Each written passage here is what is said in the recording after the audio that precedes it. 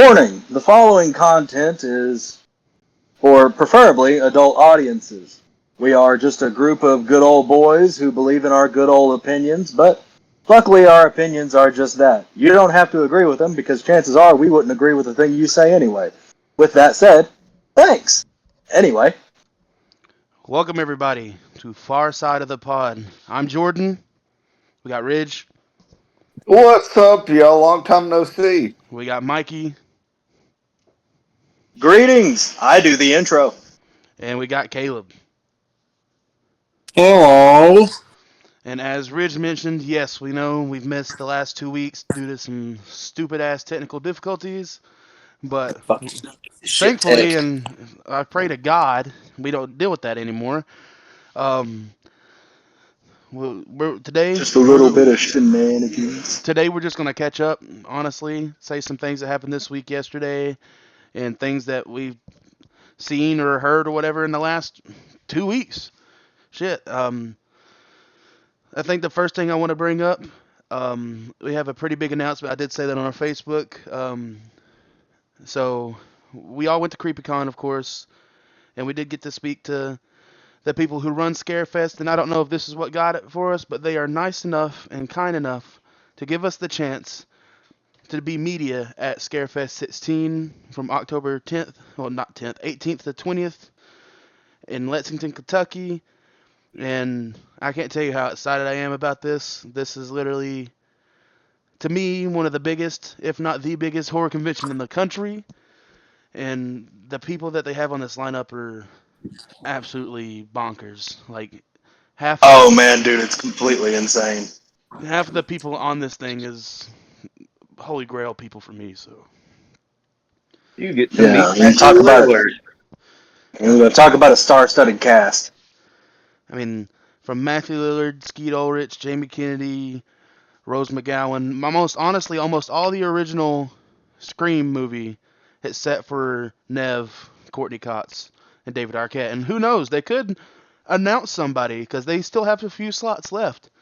I think you have like 3 slots left, so Yeah, I mean we'll have to see. But from Scream to almost all the Halloween Michael Myers actors to all the Friday 13th Jason actors, all uh, the Texas Chainsaw Massacre yeah, a Leatherfaces. lot of Leatherfaces, fucking Phantasm, Andy from Chucky. I mean, you fucking name it, dude. Hell, the original Other Blair YouTube Witch cast, channel. the original Blair Witch cast, and yes, big for me.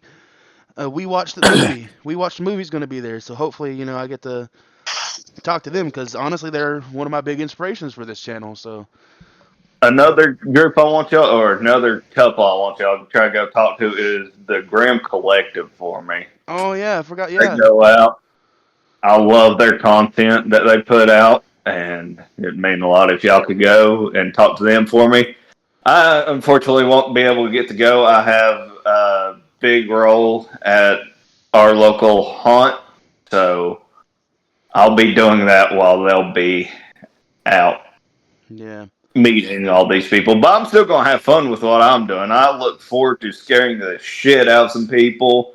I hope I get to make people piss themselves and throw up. It'd be So nice. It'd be nice. I can't wait to see it, it. it's going to be fun. I'm proud that you got your role, buddy. I know it's something. I know it's something you're very excited to do, and while I absolutely hate the thought of, going anywhere near a haunted house, I'm excited that you get to be in one like you want to be. Yeah. Yeah. Yeah, So, man, I Yeah. appreciate that. It's been a lot longer Congratulations, brother. for me. it's something that me and Ridge has always talked about is doing haunts. So that's pretty big, dog. While one I of wanted us to are be in getting to, Ripley's when I was little. while one of us is or while y'all get to go out and do one awesome thing, I'm right here doing the other. Yeah, That's man. what it's So, about. I just yeah. the reason why we bring this up, and one, to tell us that we will be there, and two, I just really want to extend the thank you to Scarefest. I can't believe y'all are allowing us to do this. This is literally a dream come true. It's just Oh, it massive. absolutely is. And you honestly, like Mikey Ridge brought up, I can't remember who said it, but you're fulfilling my dream to be able to meet two of the people who mean the world to me in Skeet Ulrich and Matthew Lillard. So this literally, like, This is beyond, above and beyond what I could do, man. I can't believe it. Yeah, Matthew Lillard is a cool dude, and I think it'll be really interesting to get to talk to him. So, For me, Jordan, we watched the original Scream a little while ago. My holy grail when it comes to Matthew Lillard is that he was my Shaggy. yeah. Of course. Oh yeah, He was my Shaggy for 2 movies, and I love both of those movies. Those movies made a huge part of my childhood. Oh, yeah. So, yeah, just chef's kiss. yes, and I'm super happy that he got his role. Honestly, it's probably the perfect role for him as William Afton. Oh, yeah. Absolutely, his perfect role. I love that role. Fantastic. All right, so with that being said, again, thank you, Scarefest. We can't believe it. We can't wait to see you guys in a month and a half. But with that being said... Yes, thank you. Thank you, everybody. And with that being said, we're going to get straight to the chat. So, yesterday, WWE had their PLE in Berlin, and it was called Bash in Berlin. We're not going to probably not heavily talk about this because Mikey did not watch it, but we're going to touch up on what we really liked about it real quick. First, I do want to say, fucking Randy Orton and Gunther put on a slobber knocker, dude. What a match! What a match! That was a killer match. I heard good things, boys. Damn good match. One of the best I matches did I've not seen in a watch while. that match. Dude, when Gunther fucking redneck Randy Orton after he reversed that fucking RKO. That camera shot, that angle and everything. I mean, it looks so good. I like your cut, G. Dude, it's like the shot. They had that 4K camera like zoomed in on Randy's face when he did it. So when you see the hand go by, you just see the sweat cloud up behind him, just bah! And you see Lord, it fly. Yeah, it's crazy. It was that's what I'm talking about. That's what I'm talking about. I do say Cody in almost every match, honestly, there was not really a sleeper in my opinion.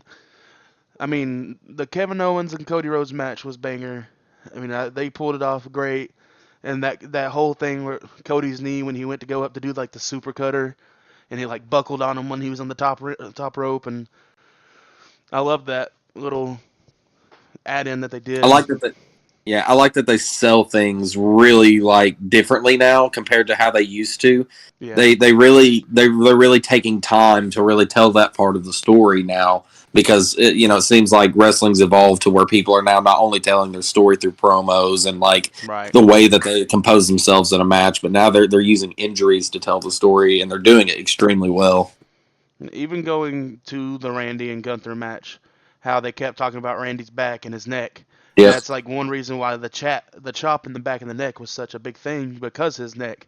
Oh, that's a great point. I really hadn't thought of that. Oh yeah. And he kept dropping him on his back, and you could just see, I mean, he was selling that pain. It would probably really hurt. I'm not gonna cap, but oh yeah, it had to hurt. I was saying the same thing. It definitely had to hurt him at least a little bit, considering all the surgeries he's had, and he's not getting any younger, obviously, but he's definitely still he may not be in his full prime like what we used to grow up watching as just a legend killer, that sleek, lean, crafty bastard of a man inside of that ring. Right. And but he's beefy and he's a beast now. So it's the same vibe, but with it just seems like he's evolved to match his age, but it's like aging very well. And honestly, at the end of the match, Gunther extended his hand out to Randy, and they shook it and showed respect to each other. And it was almost like it was kind of like a passing of the torch, but it wasn't like fully a passing of the torch. But it was still like they showed respect to each other, and I love when wrestlers do that, because wrestlers know when they put on a fucking show. Oh yeah. And you could just tell, they were just like, no respect. We sold the ever living hell out of that match. Like, oh yeah, you could see it in their eyes. He was like, dude, that was one of the best matches I've ever been in. You could see it in Randy's eyes with the way he was talking. Yeah. I mean, it's just, game recognizes game, for real.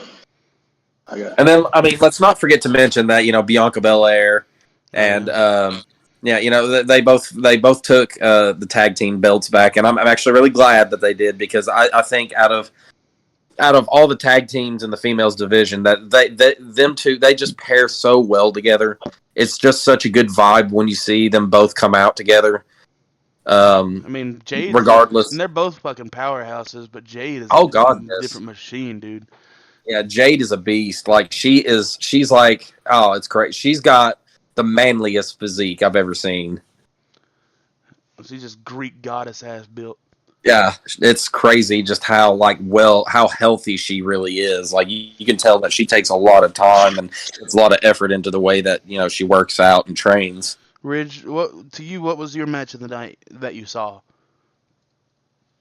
Drew McIntyre and CM Punk. I loved watching them beat the shit out of each other. That was a fantastic I didn't understand the reasoning for the 4 corners having to be a lit up thing, and if they interfere, then they got reset. I didn't understand that part of it, but I enjoyed watching them beat the shit out of each other with that strap. Putting Punk there at table.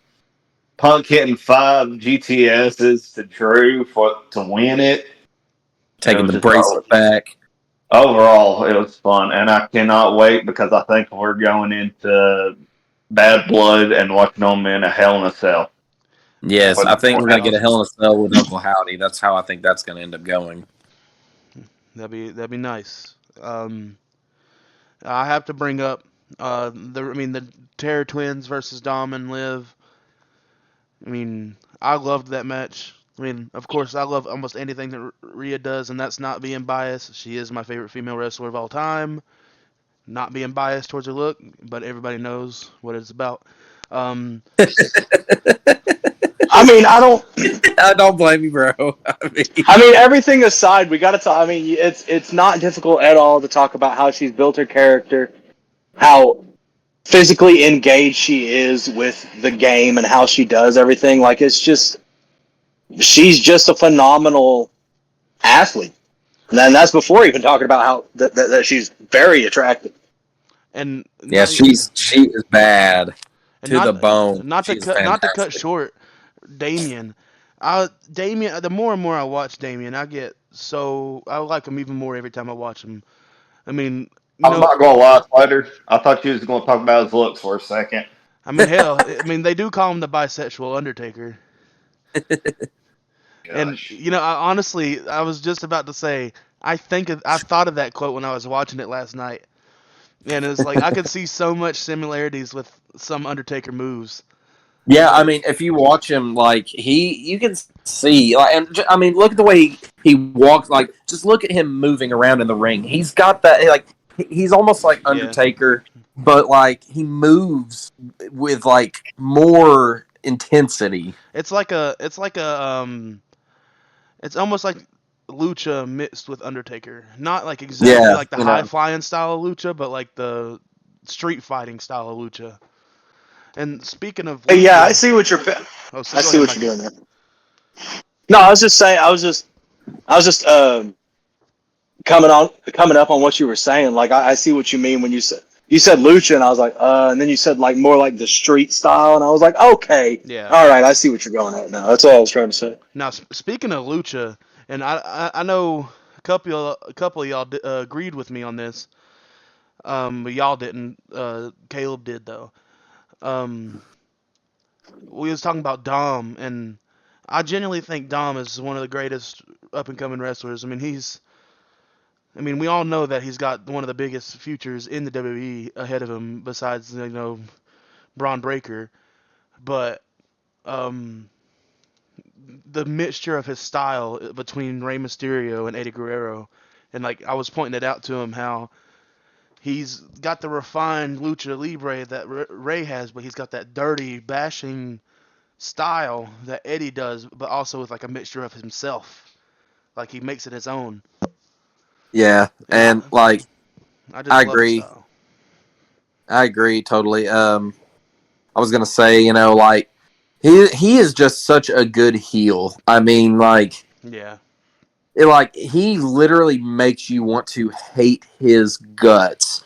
Obviously, everyone knows, past the kayfabe that, you know, everybody's really cool with each other backstage most of the time.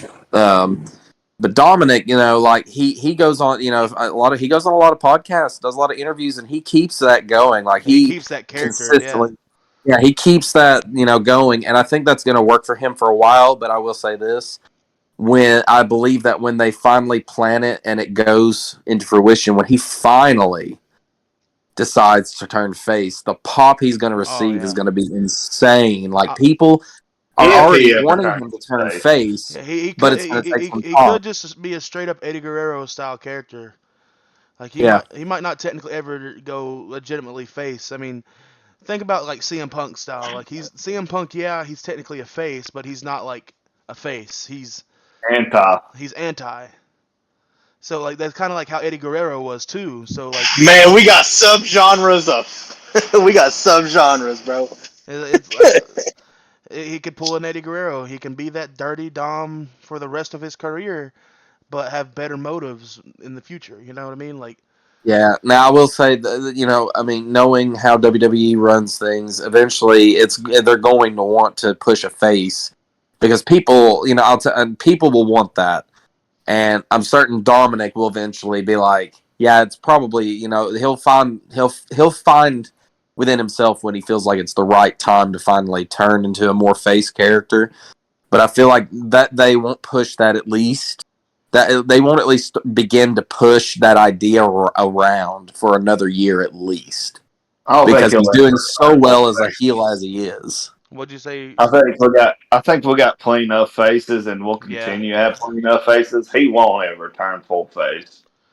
yeah. I If don't. anything, he'll turn into anti I don't think he'll be anything heel. like you're thinking like a Rey Mysterio babyface, like his No, no, dad. no, no, no, not like Rey Mysterio babyface, but like you know, if WWE does decide to kind of push in that direction, you know, I think they could pull it off, and that if they do it the right way, when whatever happens, it's going to be such a crazy reaction that, you know, it could surpass some of the, you know, most viewed moments in WWE. Obviously, CM Punk is one of the most, when he returned, was one of the most viewed WWE events in like decades. Yeah. And I want to say, oh, go ahead. oh yeah, I was just gonna say, like, it was just an honor to be sitting, you know, watching that happen live. Yeah. We didn't expect it, you know. No, we got to the end of the pay-per-view thinking, oh well, you know, it would have been really nice for CM Punk to show up. It's his hometown, you know, it's a really big PLE. You know, it would have been great. He just got released. You know, we were thinking, oh, he got released from AEW. I doubt he'll go. I didn't honestly expect him to return to WWE, considering the way things went before he left. And to see him, and to hear his music kick in out of nowhere and watch that entire Chicago crowd go wild. It's just, you know, WWE with Triple H and Shawn Michaels at the helm has been increasingly successful. And I think that when the time comes for Dom to start moving to a more face side, that they'll find a way to be successful with that. Oh yeah. I mean, they're not gonna do it. Like if they have it happen, it's gonna be for a good reason. Yeah. I just want to say what a year it's been for wrestling. I just want to build on what Randy Orton said in a recent interview. I can't remember who exactly it was with, but he said that what Triple H has done so far since Triple H has been the head of it has been leagues better than what Vince has done in the last like 10 years that what Vince did. Well, Absolutely. I agree. I think at least 90% of the WWE universe would agree with that. I mean, there's a few things I can pick apart, like, but majority of those things are things that he helped build. Like one thing I can pick off from the top of my head is the heist. Triple H was over NXT, so that's a part of him. Finn Balor winning the undisputed belt the undisputed belt when it was first announced. That's a part of NXT. He literally came from NXT and won that. It's like Triple H. I mean, we're all fans of him, especially from when he was a wrestler and everything. But him as the leader, him as the guy running things is, as a wrestling fan, one of the best things I've ever seen. And it makes it's so much fun to actually be able to watch wrestling and enjoy it again. Yeah, absolutely. Oh, Because you know us, we come from the WCW era. We watched all the old tapes. You were caught up while we were growing up with the old stuff, but like we came from a completely different era, and like for a while, it was really hard to enjoy watching it because it just didn't feel like it used to feel back when it was WWF. Yeah. And Triple H has done increasingly well being partnered with UFC. And I think that's where he draws a lot of his inspiration from. Is he obviously talks to Dana on a constant, saying probably shooting ideas with him like, hey, how can we make this look more legit? What move could we do that would be safe but would look extremely painful, and they could sell it, and how would they need to sell it? He's thinking a lot of things through. He's had a lot of time to do that since being unfortunately retired from his condition. But I think the best part about watching the wrestling world evolve the way we have is just like the thought in the back of my head is, damn, Generation X really did take over the company. And they straight up ran that thing as, they've run it just phenomenally. Ridge, you were going to say something earlier. What was you going to say? When? I don't remember. I'm so sorry. I could have thought I heard you, but that's just me then. It was Mikey, I think. Mikey, do you have anything to say?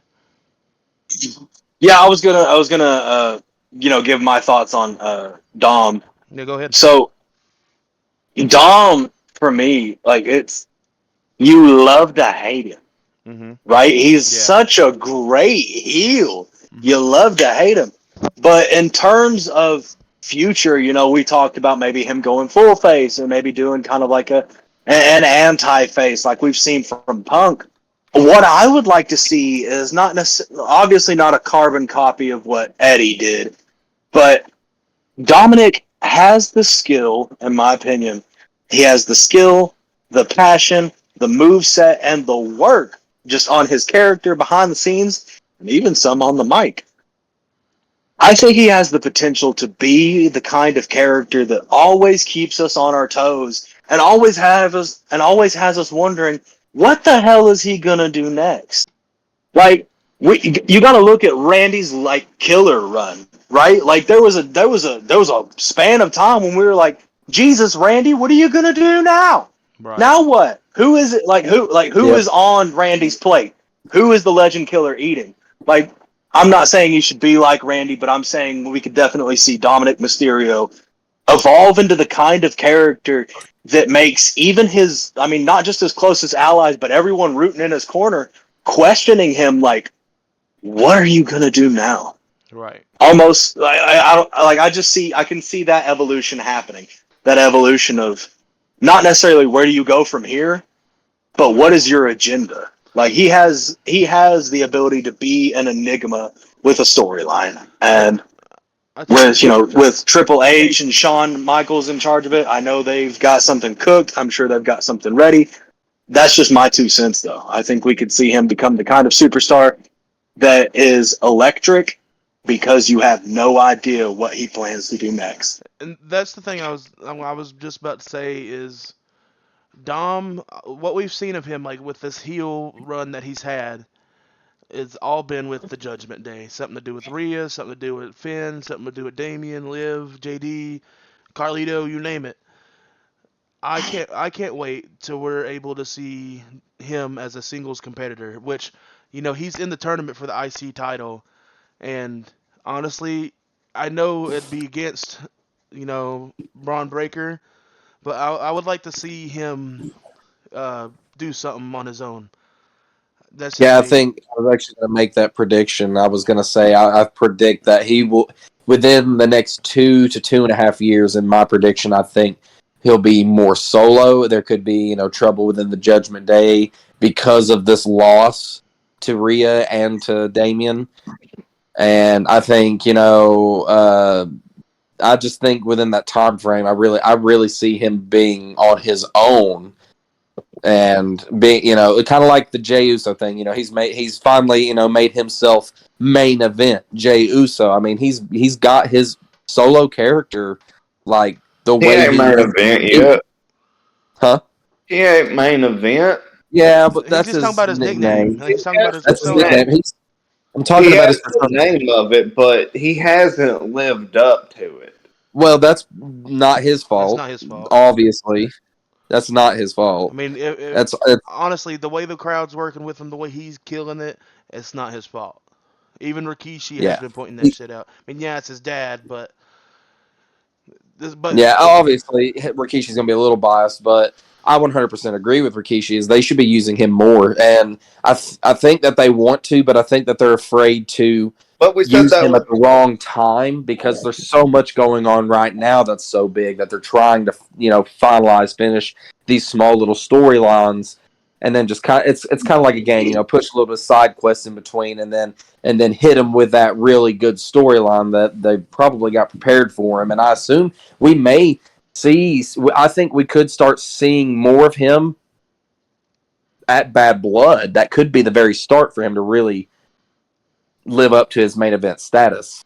Ridge, what were you? I mean, he's already a contender. Yeah. So, well, Ridge, what was you going to say, Ridge? To me, the way I'm seeing it right now, and this is just now something that came to me, is that this is the exact same thing that we witnessed with LA Knight.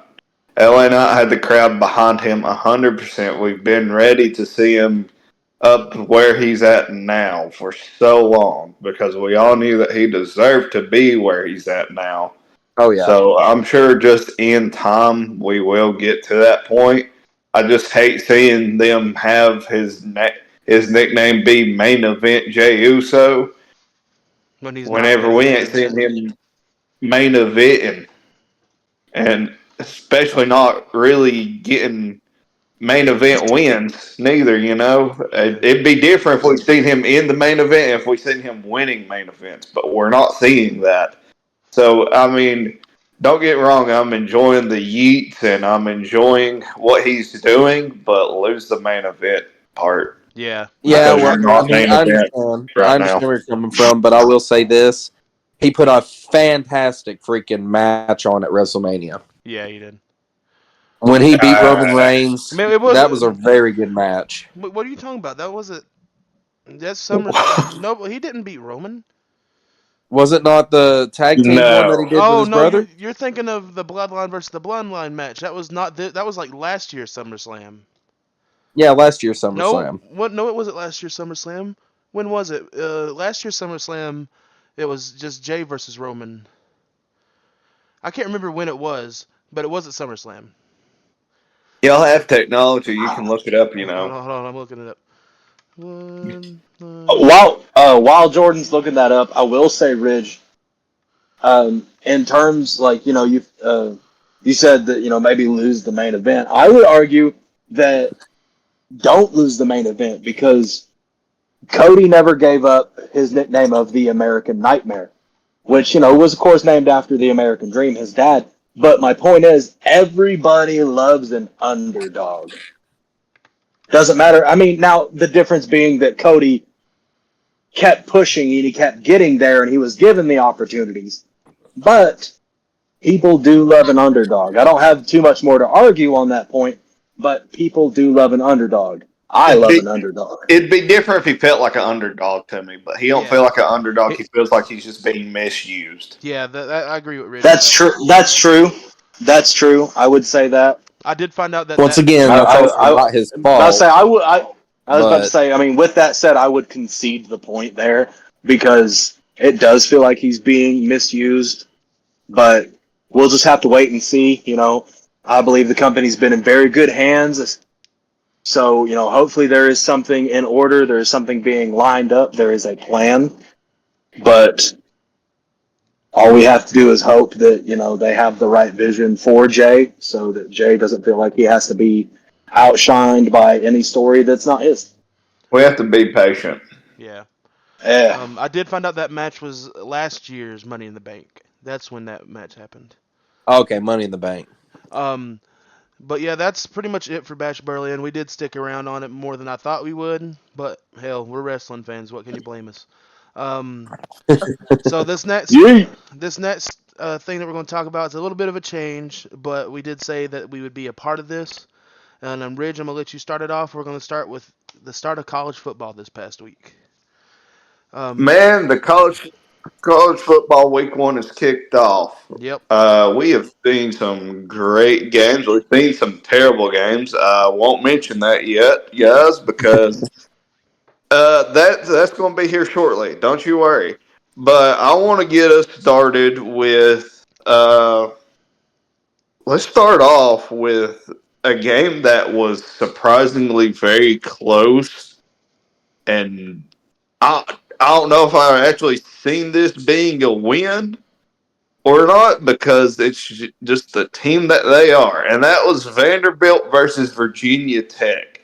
Yeah. Look, They won in overtime, 34-27, guys. my thing with that game though is they got lucky because they were 21-10 at the half, but then when the second half, it looks like Virginia Tech found their rocks, dude. Like they picked them up and said, "Let's go," and carried it to overtime, though losing. But I'm still gonna give the hope, the love to Vanderbilt because they, little brother team of my team.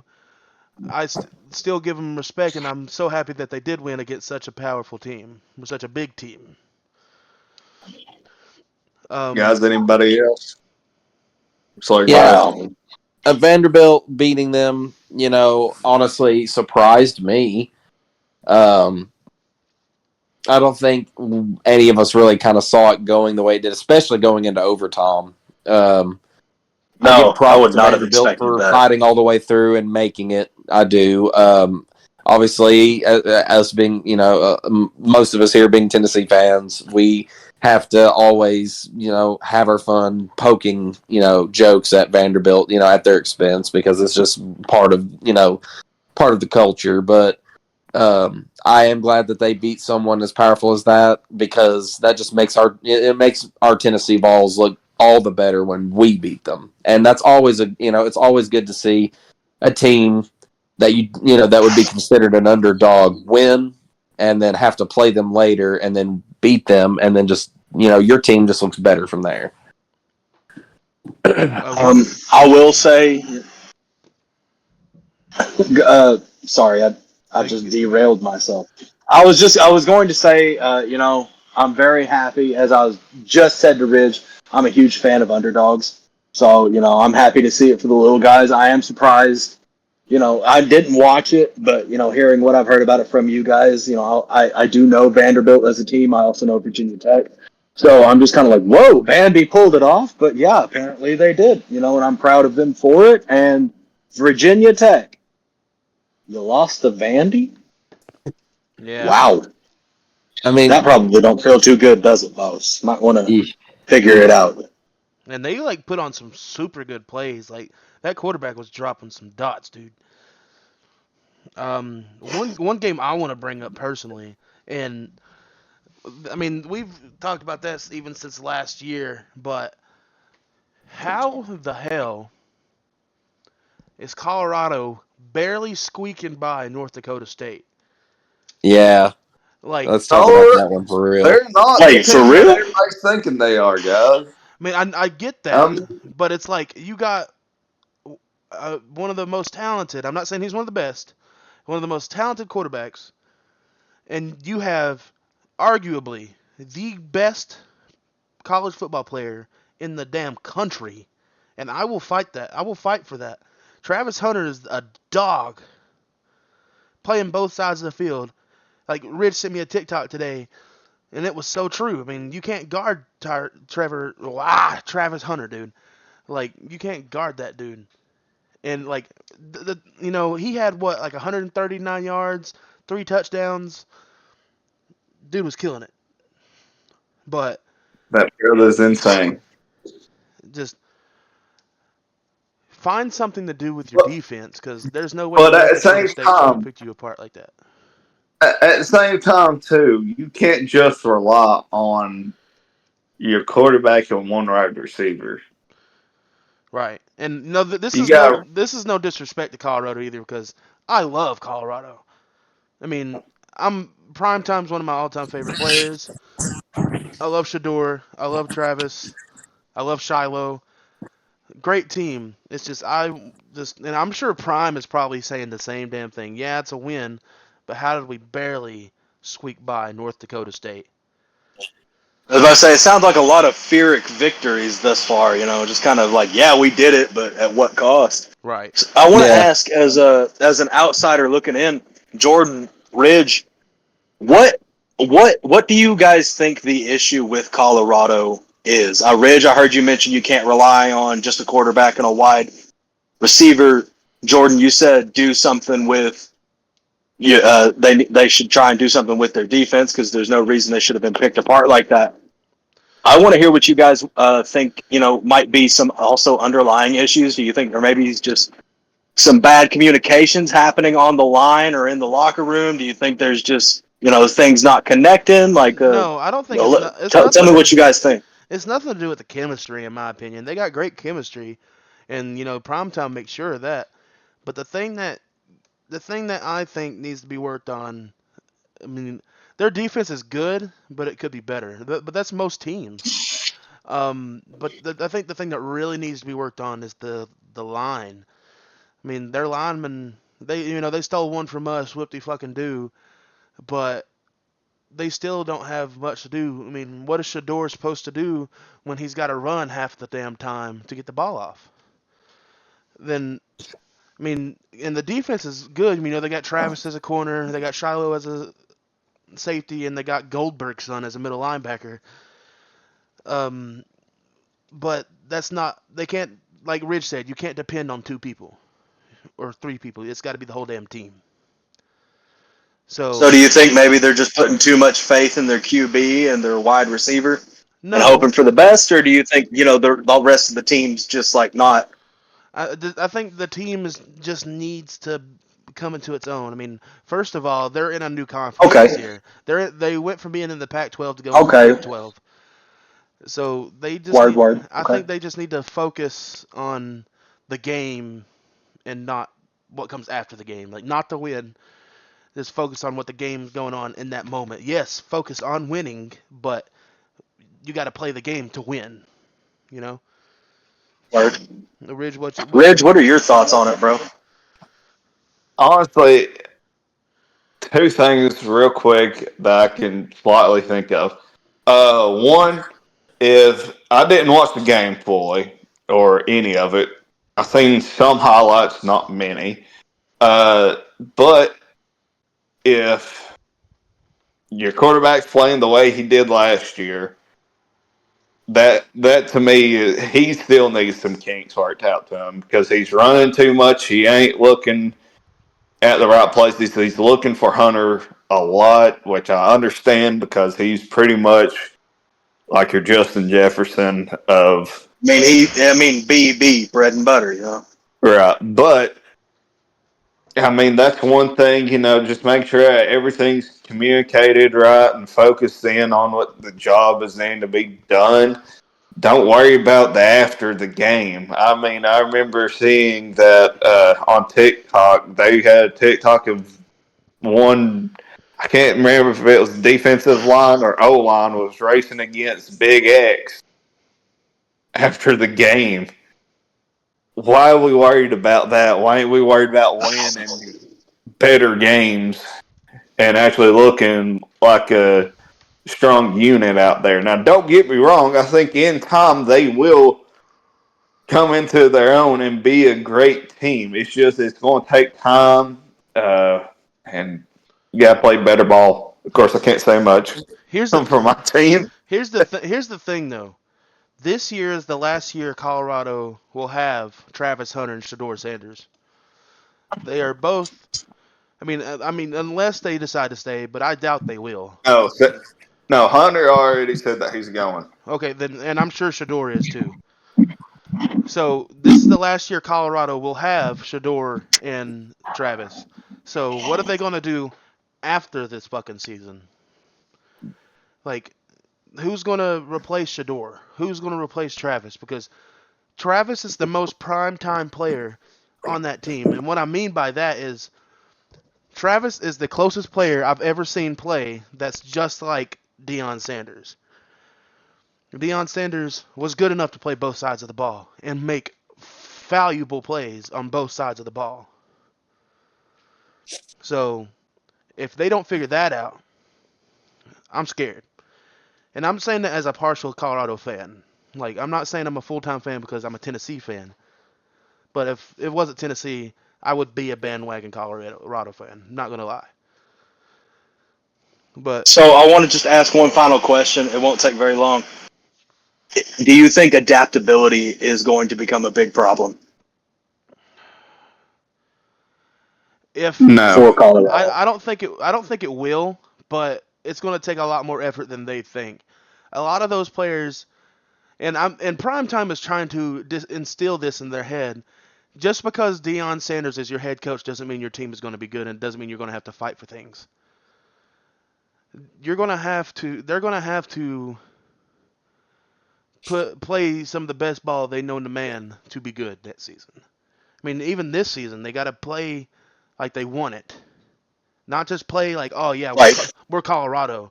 We got Travis Hunter. We got Shedeur Sanders. We got Shiloh Sanders. No, they need to play like we are the Colorado Buff. We need this shit. This is us. Not, this is them. They're the underdog story still. They are still the underdog story, even though they have two of the best players in the country, for sure. Now, Ridge, do you want to do yours now? Or do you want to wait for that towards the end of this discussion? Well, we still got two more that I want to talk about real quick that I want to touch on. Okay. The next game that I'd like to slightly touch on is Georgia and Clemson. It took Georgia a long time to do something. It did. Georgia won 34-3. The fact that you're right, it took them a hot skipping second to put something together, but whenever they did, they kept it going. Yeah, I give them that. But Clemson, on the other hand, Shit. could not come up with anything to save their lives. Look, man. And Just did not have a rebuttal, huh? listen, if it keeps up on this end, hear me out, and this is a reckless speculation on my part. All right, if the trend keeps on happening like this, which I don't know their schedule off the top of my head, so I can't really talk about it too much. Dabo might be looking at being on the hot seat. Look, man. Yesterday, like you said, they scored only 3 fucking points. And that's tied for the lowest amount scored by Clemson in the whole Dabo era. So I just pulled up their thing, by the way. So Wait. They only got 3 whole points. What? They kicked a field goal? yeah. They kicked the field goal, and that's all they did. Holy moly! But here's the thing, Ridge. Now that I'm looking at their schedule, if they play bad for the rest of the season, Dabo's gone. It's undoubtable. Because next week they play Stanford. Then the week after that they play Should be a win. Then the week after that they play Virginia. Then they play Virginia Tech. Then they play the Citadel, which if they don't win that, what the hell? Then they play App State, and I'm calling this right now. App State's going to beat Clemson. Dude, I've seen App App State State won do them. some crazy Well, stuff. actually, now I'm doing this wrong. I'm saying it wrong. So it's next they play App State, then they play Stanford, then they play Wake Forest, then they play Virginia, then Louisville, who they'll probably lose to, Virginia Tech, Pittsburgh, which I think they'll lose that one too. The Citadel, if they don't win that, they're ass. In South Carolina. South Carolina might end up beating them too. You never know. Yeah. So if Dabo doesn't, Sounds like a hard year to be a Clemson fan, baby. if Dabo doesn't pull something together, he's really going to be flipping burgers. No, he won't be flipping burgers. We'll get to him here shortly too. You want fries with that? All right, guys. So the next game, I know y'all going to talk my head off about it. All right, so let's just get into it. Tennessee beat Chattanooga 69, perfect score, by the way, to 3. Look, man, I told this to people yesterday, and I think this is the truest statement of the week. We knew Nico was good, but I think yesterday he proved that he's better than what we think he is. He had 100% agree. He had 314 passing yards in the first fucking half. In his Oh God! New record for our school in in over 10 years. Tennessee football record in his first starting game in Neyland Stadium. Yes, it was against Chattanooga, but still.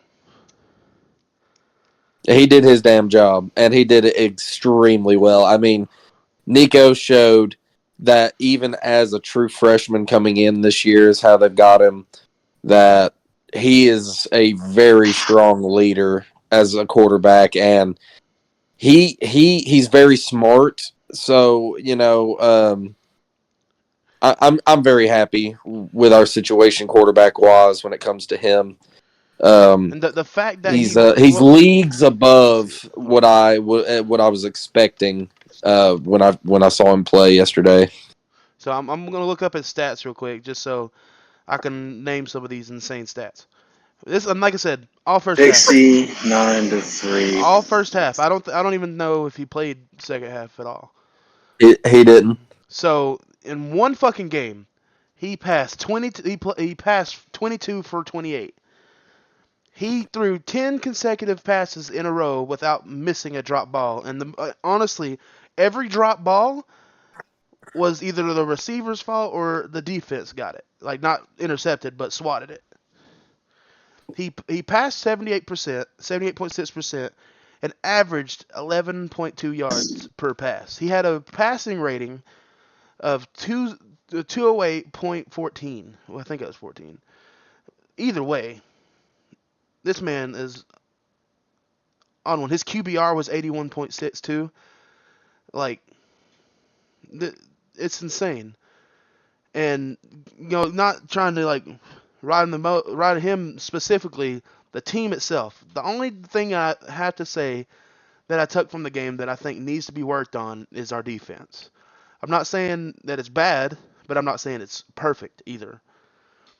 Because defense wins championships. But the secondary is what needs help, and we know that. But this is the first game, and we didn't see everybody. I mean, we saw Boo Carter, barely, but he made some plays. And also we didn't really see their full playbook either. They're not. Right. No one's going to be showing the full playbook on these first couple of games. And James Pierce did play yesterday, but he didn't play the whole game. Like, they lightly used him. So I'm sure when it comes to that, when we get to the real game, starting next week when we play NC State, I think we're going to see a team that everybody is not ready for. Yeah. Let's just all take a minute to be excited for the crowd to finally be chanting Brew again, because my God, I have missed Brew McCoy. I was brokenhearted when he got injured. I was beyond devastated, because he's just a great guy by character anyways. But he's a phenomenal football player. He made so many, critical plays last year with Hendon, and it was just the chemistry that he had with Hendon and the chemistry he still has with the team now. It was just such an amazing thing to see him finally back on the field and doing what he does best.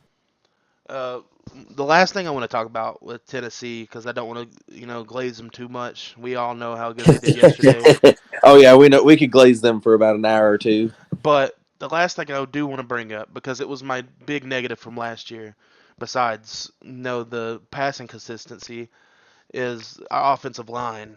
Yesterday, the offensive line, people are going to say it was Chattanooga, but who gives a shit, dude? That line was putting up some work. Nico only got sacked once. And he got sacked once, but that's saying something, because Joe got sacked so many times last season. Yeah.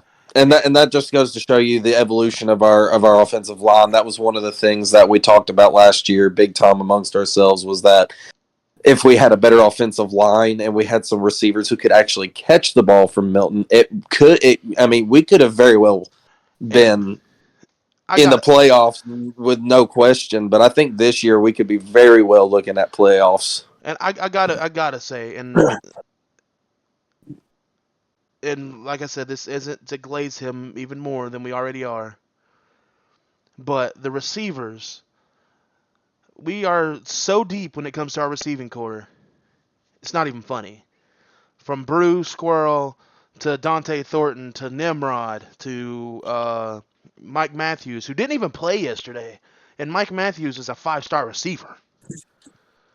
They're Like, probably trying to keep him healthy for like a bigger game. See how he does. and I'm still going to stick by this, especially after what we saw last game. Now, what we see this next game will solidify it for me.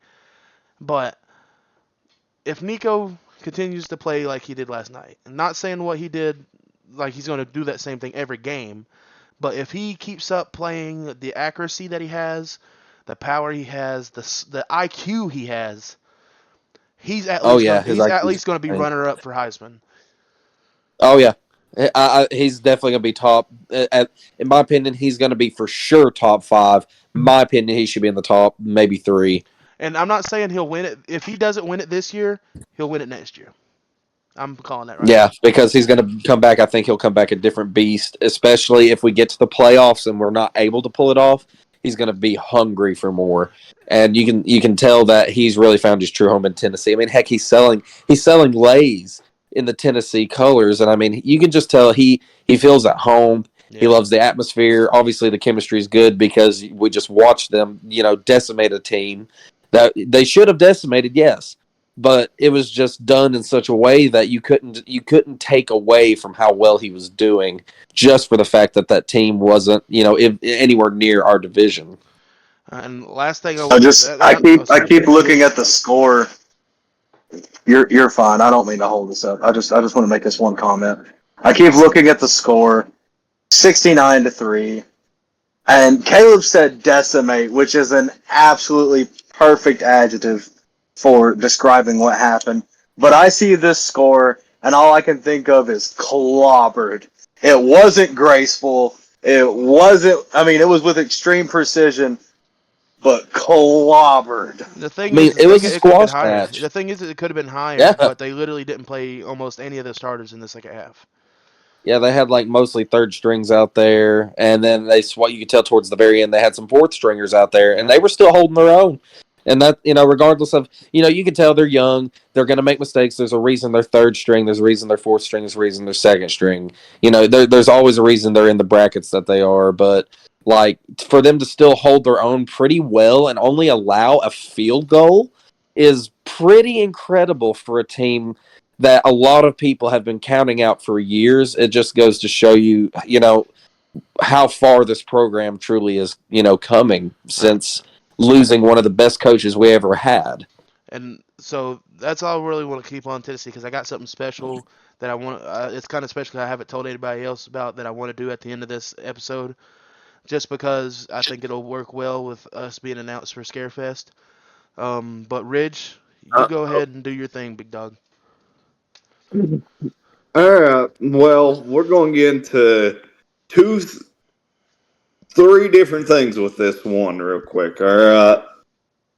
We're going to talk just. All right. Let's just get into this one, okay? Miami went in to the home of the swamp of the Florida Gators and beat them 41-17. Oh, Yeah, I'm it gonna was. let that sit there for a second, guys. oh, 17. I don't know if Definitely y'all didn't realize this or see that not. coming. I don't know if y'all realize this or not, but guess what the spread was? What? It was a 2-point spread. Betting odds had this at 2-point spread, guys. My God. Now, I if didn't y'all realize it was that know, bad. for the people that don't know out there, why I am so hopped up off of this one is because Florida Gators is my team. I've ridden with them since the last season that Chris Lake played. So that's been ages ago. All throughout Tebow and since I've been Gators fan.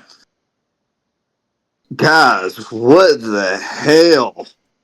They got caught with their pants down at home like that By Miami of all people. by Miami. Yeah. Now, if you look at this, if you watched it or if you didn't watch it, here's pretty much the telltale of it. Excuse me, I had to burp. Miami is on a projection to go and win the ACC championship. I'll have full confidence that that's what they're about to go do. They got one game that might be a tough one, might be, and that's Florida State. Other than that, their schedule ain't all that hard Yeah. to get through. I think honestly, that they'll make it all the way, and they're going to be in the playoffs. Meanwhile, Florida, on the other hand, guess what, guys? I've lost my confidence in Billy Napier. I've lost my confidence in the team. Guess how many wins I'm thinking now for them? I'm thinking they're only getting 4 wins, maybe. I was gonna say. Wow. I was gonna say 4-3. That's low, man. I didn't expect that kind of I didn't expect you to go that low with them, but I was gonna say about 5. Have you seen their schedule? Yeah, the schedules. And I'll say it. Like Florida, I'll they've look it up and tell you. increasingly been getting harder schedules. So, this one's definitely this is going to be a tough year for the Gators. That's for sure. Especially if you lose your. So, Dude, they are. Dude, I don't know if you're gonna get 3. we have the toughest schedule in all of college football. You're not. I don't even know if you'll get 3, dude. That's my rant of the week for us, is that we are so shit. I'm hoping that we might get 4 wins this year. So It's terrible of a lineup. We have how many top 25 Hold on, I'm about competitors? to read off the schedule real quick. So, Go ahead. Y'all played Miami yesterday. Y'all play Wow. Samford next week. Maybe a win. You remember last time we played Samford, Yep, Slater? I Oh, don't know yeah. if you remember that or not. I do. Wasn't that like 3 years ago? Me and you were at McKay's whenever they played that because that was with Mullins as head coach, I do believe, and they played a close game Oh, against Stanford. dude, Not Stanford, guys. Samford. Go ahead, keep reading. I'm just telling y'all right now. The rest of the schedule, I don't know if you're gonna win anyone. So I think we got maybe a chance on a couple that aren't ranked. So Maybe. you got Samford next week, Texas A&M the next week, Oh no! Loss. Oh Mississippi God, that's State a loss. the next week, Maybe a win. UCF, That might be. UCF the week after that, That's the one I'm thinking more so is the win right there. Tennessee. That one. after Yeah, that, I mean, I agree. Loss. Kentucky, Georgia, Loss. Y'all might lose to Kentucky. Loss.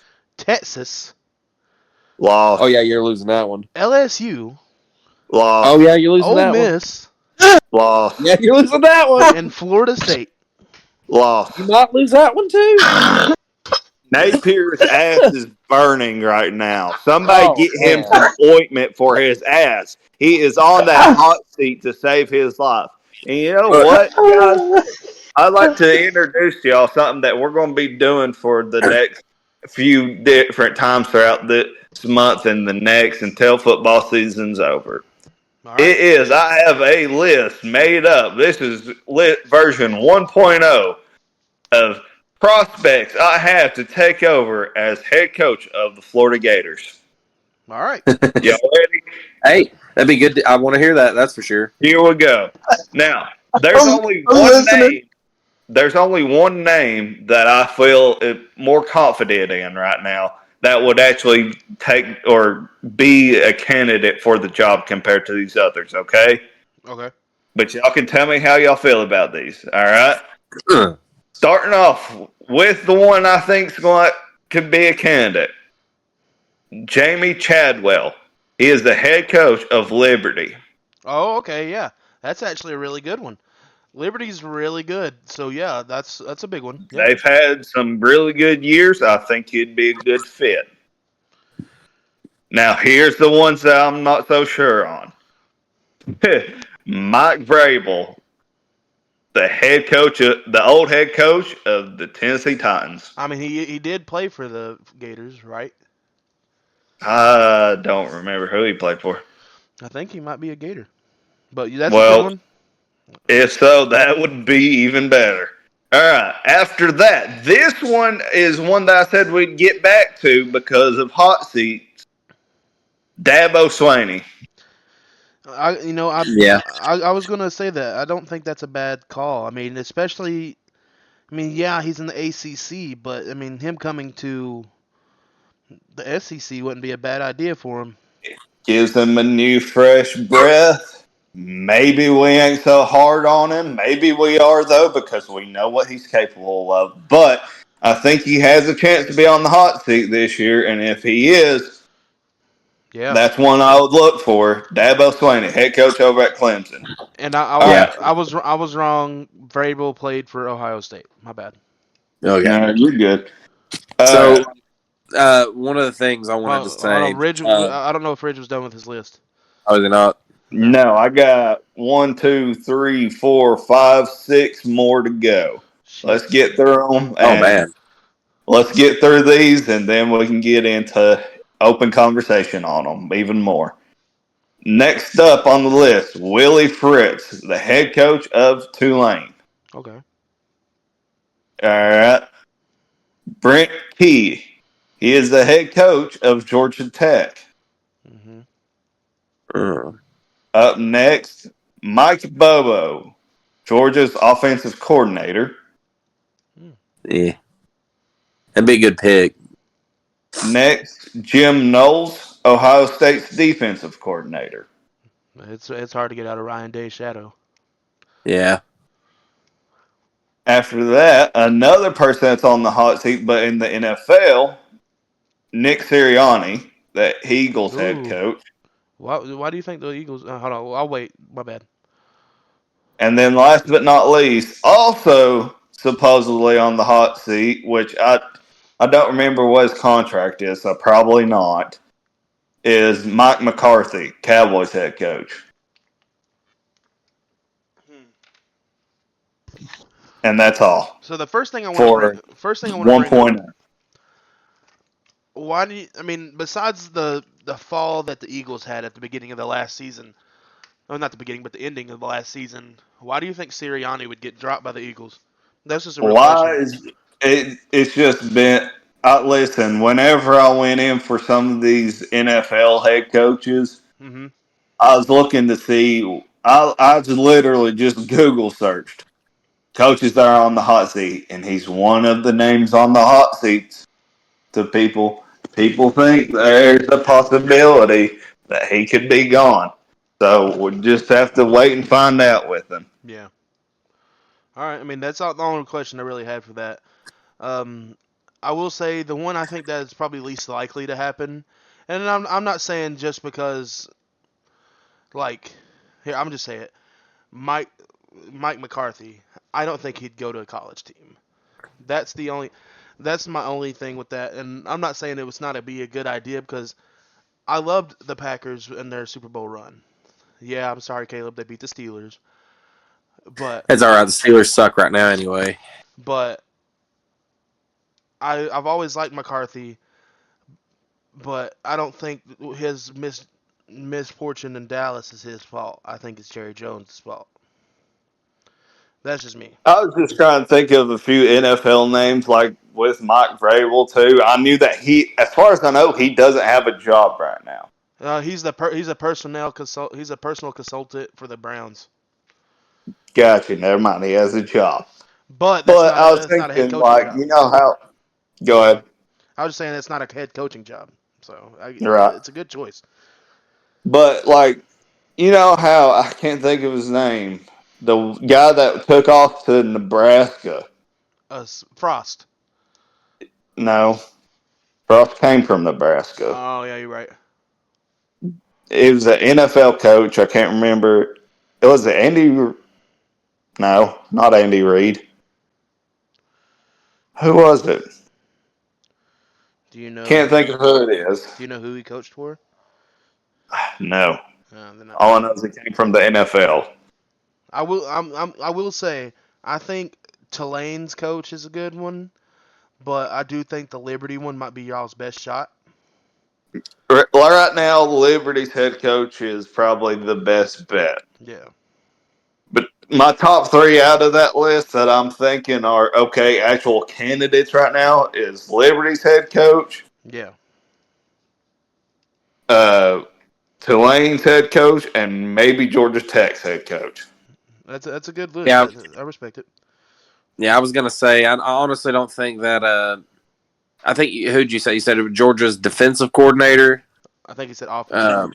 or offensive? Whichever. Skip Honestly, Knowles was Ohio State's defensive coordinator. Mike Bobo is Georgia's OC. Yeah. that's right, offensive. So, I honestly, right now, I don't really see him leaving yet because I mean, regardless of what we saw this week, we know just how good Georgia's offense can be, and I feel like he's probably going to end up staying in that position for a little while, trying to solidify himself before he decides to, take his achievements to a place where he can actually build himself a reputation as a head coach. Has he not already been in the top past 3-4 years now? Yes, he Has has. Maybe. Georgia not been Maybe up you might be high right. in the top 5 the Yep. past little while? Yeah, I think you're right. But like I said, like he's got some of those accolades right now, but with the success of Georgia, I feel like he wants to at least probably go for one more national championship as an OC with Georgia under Kirby Smart, which would be a fantastic idea because that's just one more thing to put under his belt and say, hey, look at my offense, look at these stats, look at my accommodations right here, look at all of this. Yeah. It's just like icing on the cake. I think it would be better for him to push to be there as a head coach somewhere else with having a little bit more than he does right now. It would definitely benefit him more. And I'm not sure where he would go if he decided. It's just like you never really know where very popular or very very good coaches are going to go. There's been plenty of times we've been surprised at some of the picks that they've made. I will say this about Florida, though we're rivals and obviously we hate each other on the football field, we always want to see an SEC team do good. Yeah.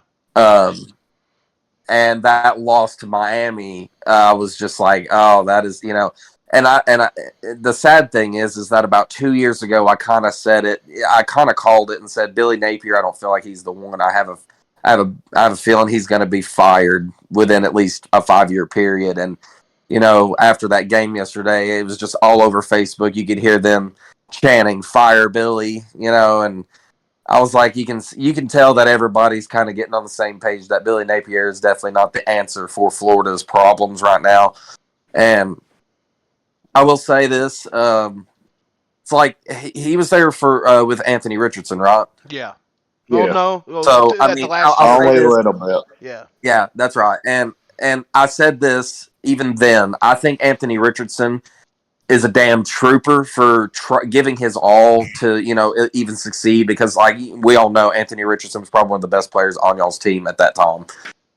He made bad decisions. Who doesn't make bad decisions? But he was probably arguably the best player y'all had. And I knew he was going to be in my heart. I still think he's going to be really good in the NFL. But obviously, Billy Napier had nothing to do with that. That was more his just natural skill. Him having football in his blood, obviously. And I hate that y'all are having to go through it. At the same time, I don't, because Tennessee has been going through this kind of shit situation for freaking years, just trying to find that one. And we've had times where we thought we found the one, and then later on for them to get exposed as, oh no, they were just a decent recruiter, not that great of a coach kind of situation, or it was someone would come from another team and just almost obviously kind of screw our playbook and then leave. So I'm not upset that Florida's going through it on a rivalry stance, but I am upset that another SEC team is going to be struggling because I think we've all kind of seen last year that some of the power house shifted a little from the SEC to some of these other conferences. It was just kind of a strange year last year. Yeah. So real quick, go ahead, Rich. sorry. Real quick, two more things before I'd also like to jump into the last college football topic I have. The first thing is that the Nebraska head coach is Matt Rule. He was from the Bears, yeah. Okay. And then, well, I guess this is two-parter. One, don't ask me how I'm doing. Well, you can ask me now. I'm fine. I know where I stand with my team on that we need a new head coach. Other than that, at the time, my thoughts weren't towards that. My thoughts were more so towards our past player that we've had who went into the draft this year for the 40 and went to 49ers, and that was Ricky Pearsall. He got shot yesterday during an attempted robbery. He is, from what I've heard, he is still alive. So he's good. He's just recovering. yeah, he's just in recovery right now. So thoughts and prayers still go out with that family. And absolutely, they it's just a horrible they thing. said he was really lucky to be alive because apparently the bullet missed all his major organs. And then that's God at work right there, y'all. That's crazy. Last but not least, real quick on the Florida front, to all the Florida fans, to anybody out there, I'm just going to go ahead and tell you right now, stop thinking that Lane Kiffin's coming to Florida. He ain't coming. No, he ain't. I don't know why we keep on wanting to go to Lane Kiffin. Lane Kiffin. I'm tired of hearing Lane Kiffin out of not every, but out of a portion of Gator fans out there that for some reason think that he's going to come because he might tease about it or something. He's not ever coming here, all right? You got to understand where Ole Miss is at and where he's at with Ole Miss. They are fine and dandy. He ain't leaving that job. No, and another thing, that it may, Florida fans wishing for that may not end up being a good thing for them because, if he did, going against a rivalry game like us, Tennessee, and us having a horrible history of hatred for that man, it would inspire us to try harder. So, Lane Kiffin isn't exactly the most beloved person. He's not a bad coach. He's made a very good name for himself. But he has garnished a lot of enemies in his career. And so, I don't understand why people would wish that upon themselves as bringing someone like that to their team because, it could go either way with him. We've seen, people saw how it went with Tennessee with him. All right, are we ready to get into the next thing? Yes. Mikey, are you still there with us? Yeah, I'm still here. I haven't heard you a single chirp yet, so I'm sorry this has been football talk. No. I've participated where I felt like I could, and anything I didn't have anything useful to touch on, I listened. After this, and trying to learn more. After this next thing, that my surprise thing that I want to do for us to do, I think, we're all going to get some good conversations in on that one. So, real quickly, we want to touch up on The Crow, starring Bill Skarsgård, FKA Twigs, and me and Rich are the only ones. Hey, Ethel. What? I wasn't done with the football side. Oh, my bad. Go back. We have one more topic to talk about. We can make it quick. It can be quick yes or no, okay? Okay, yeah. All right. Last thing is I have made a list of the predictions on how many wins I think is possible for every team in the SEC only, all right? Okay, yeah. I remember you saying this now, my bad. All right, here we go. Starting off, Bama. I'm saying they're a 10-win team this year. Yeah. Yeah, I see it. I don't see that. I'm gonna go ahead and tell you I don't have a single person undefeated in the SEC. Of course, I don't. Yeah, I can see. I can agree with that for sure. If All if if if, right. if Bama doesn't go 10, I'd say at least 9. But No, 10 definitely. I think this is going to be an extremely different Bama team than we've seen before. They not to take away from how good Jalen Milroe is, or some of the players on that team, but you saw how they kind of struggled starting off their first game. And you also heard the comments made by their coach saying, we'll be lucky to be a 9-win team this year. And I was like, that's what you're shooting for is pretty not a standard that most Alabama fans would, like to hear, especially being, spoiled with the whole Nick Saban era. All right, so go ahead, continue, Rich. All right. Arkansas, I have them at 7+. They can win 7 or more. Oh, 100%. They're good. They're fire. I agree. Anybody object? Mm. No? No. Moving on. All right. Auburn, 7+. Yeah. Okay, yeah, maybe. Not I could see that happening. not high, but at least 8. Yeah, it's a fair. Seven's a fair, fair number. I'd say even 7 or more is what we're going with the 7+. All right. Yeah. All right. I hate that I say this, but I changed Florida. I had high hopes on them, and I will tell you, originally I went balls to the wall for them and said that they was going to do 8. Okay, that's not bad. I thought they could I thought your ass was afford going to say 10. I thought your ass was going to say 10. No, I wasn't feeling that confident, but I was feeling confident enough to say originally 8. But I changed my answer, and we heard it earlier. It's 4 wins.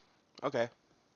4+. We'll go 4+. I'm Yeah. gonna be myself. I think He might be generous, yeah, with I that think one. that might be generous, but I'll respect it. I'll respect it. Yeah. All right, Georgia, 11 wins. Yeah. All right. Sadly. Yeah, I mean, it's very possible that they could pull 11. Yeah. Kentucky, 7 wins. Yeah. I'm thinking more 6, but 7 will, is not horrible either. Kentucky's good enough because, dude, their game got called early yesterday because of the weather, and they were already up 30-0. So I think. Yeah, who was they playing? I forget who was they playing. I can't remember. I don't remember who it was. I think it was another no name. But either way. Well, darn it! Now you got me trying to look for that. Oh well. LSU, 9 wins. Yeah. Yeah, I can see that. Ole Miss, 9 or more. Yeah. I was gonna say 8 or 9. So I mean, yeah, I will. That's a good spot. Miss State, 6 or more. Yeah, I'll say 6, 7, 8 in that area. Mizzou, 6 or more. I think Mizzou's going to be probably around 8 or 9. I'm gonna say with a comfortable 7, just because it could go either way for them. They're a very good team, but I'd say a 7. South Carolina, 8 or more. Maybe. I'm gonna go with 6. I like 7 is me being generous, and that's just because I freaking hate them. I cannot stand them. I'll say 6 or more just because in that 6, 7, 8 area. Yeah. The next Yeah, I'm one. gonna say some more too. The next one, I know y'all think I'm gonna be lowballing, okay? Okay. But I don't think so. The Vols, 10 wins. Yeah, no, I agree. Yeah, I mean that's a pretty. Yeah, I mean I agree with that. And honestly, you may be generous with that because we're not sure exactly how great we're going to be this year, but we've seen greatness so far. So yeah, I'm down with that. That's a good pick. I think we'll go on the most real. I think there's a possibility we lose 3 games, but I think at the most we'll lose 2. So yeah, I'm with you. All right. Texas. Yeah, I'm with that. Texas, 11 wins. Yep. At least. I don't know. I think Tennessee beats them when they finally get to play them. We don't play them this year. Yeah, I know we don't play them this year, but they could be 11 this year. But I don't think they beat Tennessee when they finally get to play us. I think we got too much on them. ahead. Look, You are jumping ahead, Daniel. look. Either way, horns down. Yeah, we're the hey. Yep. We showed them who the real UT was. All right. A&M, 8 or more. I can see that. Yeah, maybe At least 7 or more. they're solid. They're consistent. Yeah, I'll give you that. And then last but not least, to wrap it up, Vandy with 4 wins. I'm gonna go off on a whim and say they might get a bowl game this year. I was actually going to say maybe 5 or enough to get them a bowl game. Somewhere around that realm. Have y'all seen their schedule, guys? I'm pulling it up now, so let me. I haven't seen their schedule. Like, if they can go up against Virginia Tech and hold their own like that, they could be full of surprises this year. No, that's why I'm saying that's where they're at. Is their schedule? I see only 4 on their schedule. Yeah. You got to you remember only how see many SEC teams they play against this year. Are you also counting ones that could be a toss-up, though? No. Listen. Ridge is right. Ridge is right. It's 4. I'll run through it for you real quick, and No, you'll Ridge is right. It's we can 4. talk about it. Yeah, tell All me. right, their next game is Alcorn State. That's a W. Okay. Yeah, that's a dub. After that, Georgia State. W. That's a L right there. That's the one I have as the win. You think that they'll win that one? Georgia. Yes. State, yeah. Well, yeah. Hang on, I was thinking Georgia Tech. Probably right. They probably All win right. that one. Up next, real quick, Mizzou. L. Bama. Yeah, they're losing. L. Kentucky. L. Ball State. Probably. That's probably. W. Oh, okay. Yeah. Okay, I see you over there, Mr. Different. No, Ball State. Texas. L. Ball. Ball State. Auburn. You think that's a L? I mean, Ball State can be good. No, Ball State's the dub. Oh, they're the dud. Yeah. Ball State's going to lose to Vandy. Yes. Yeah. Okay.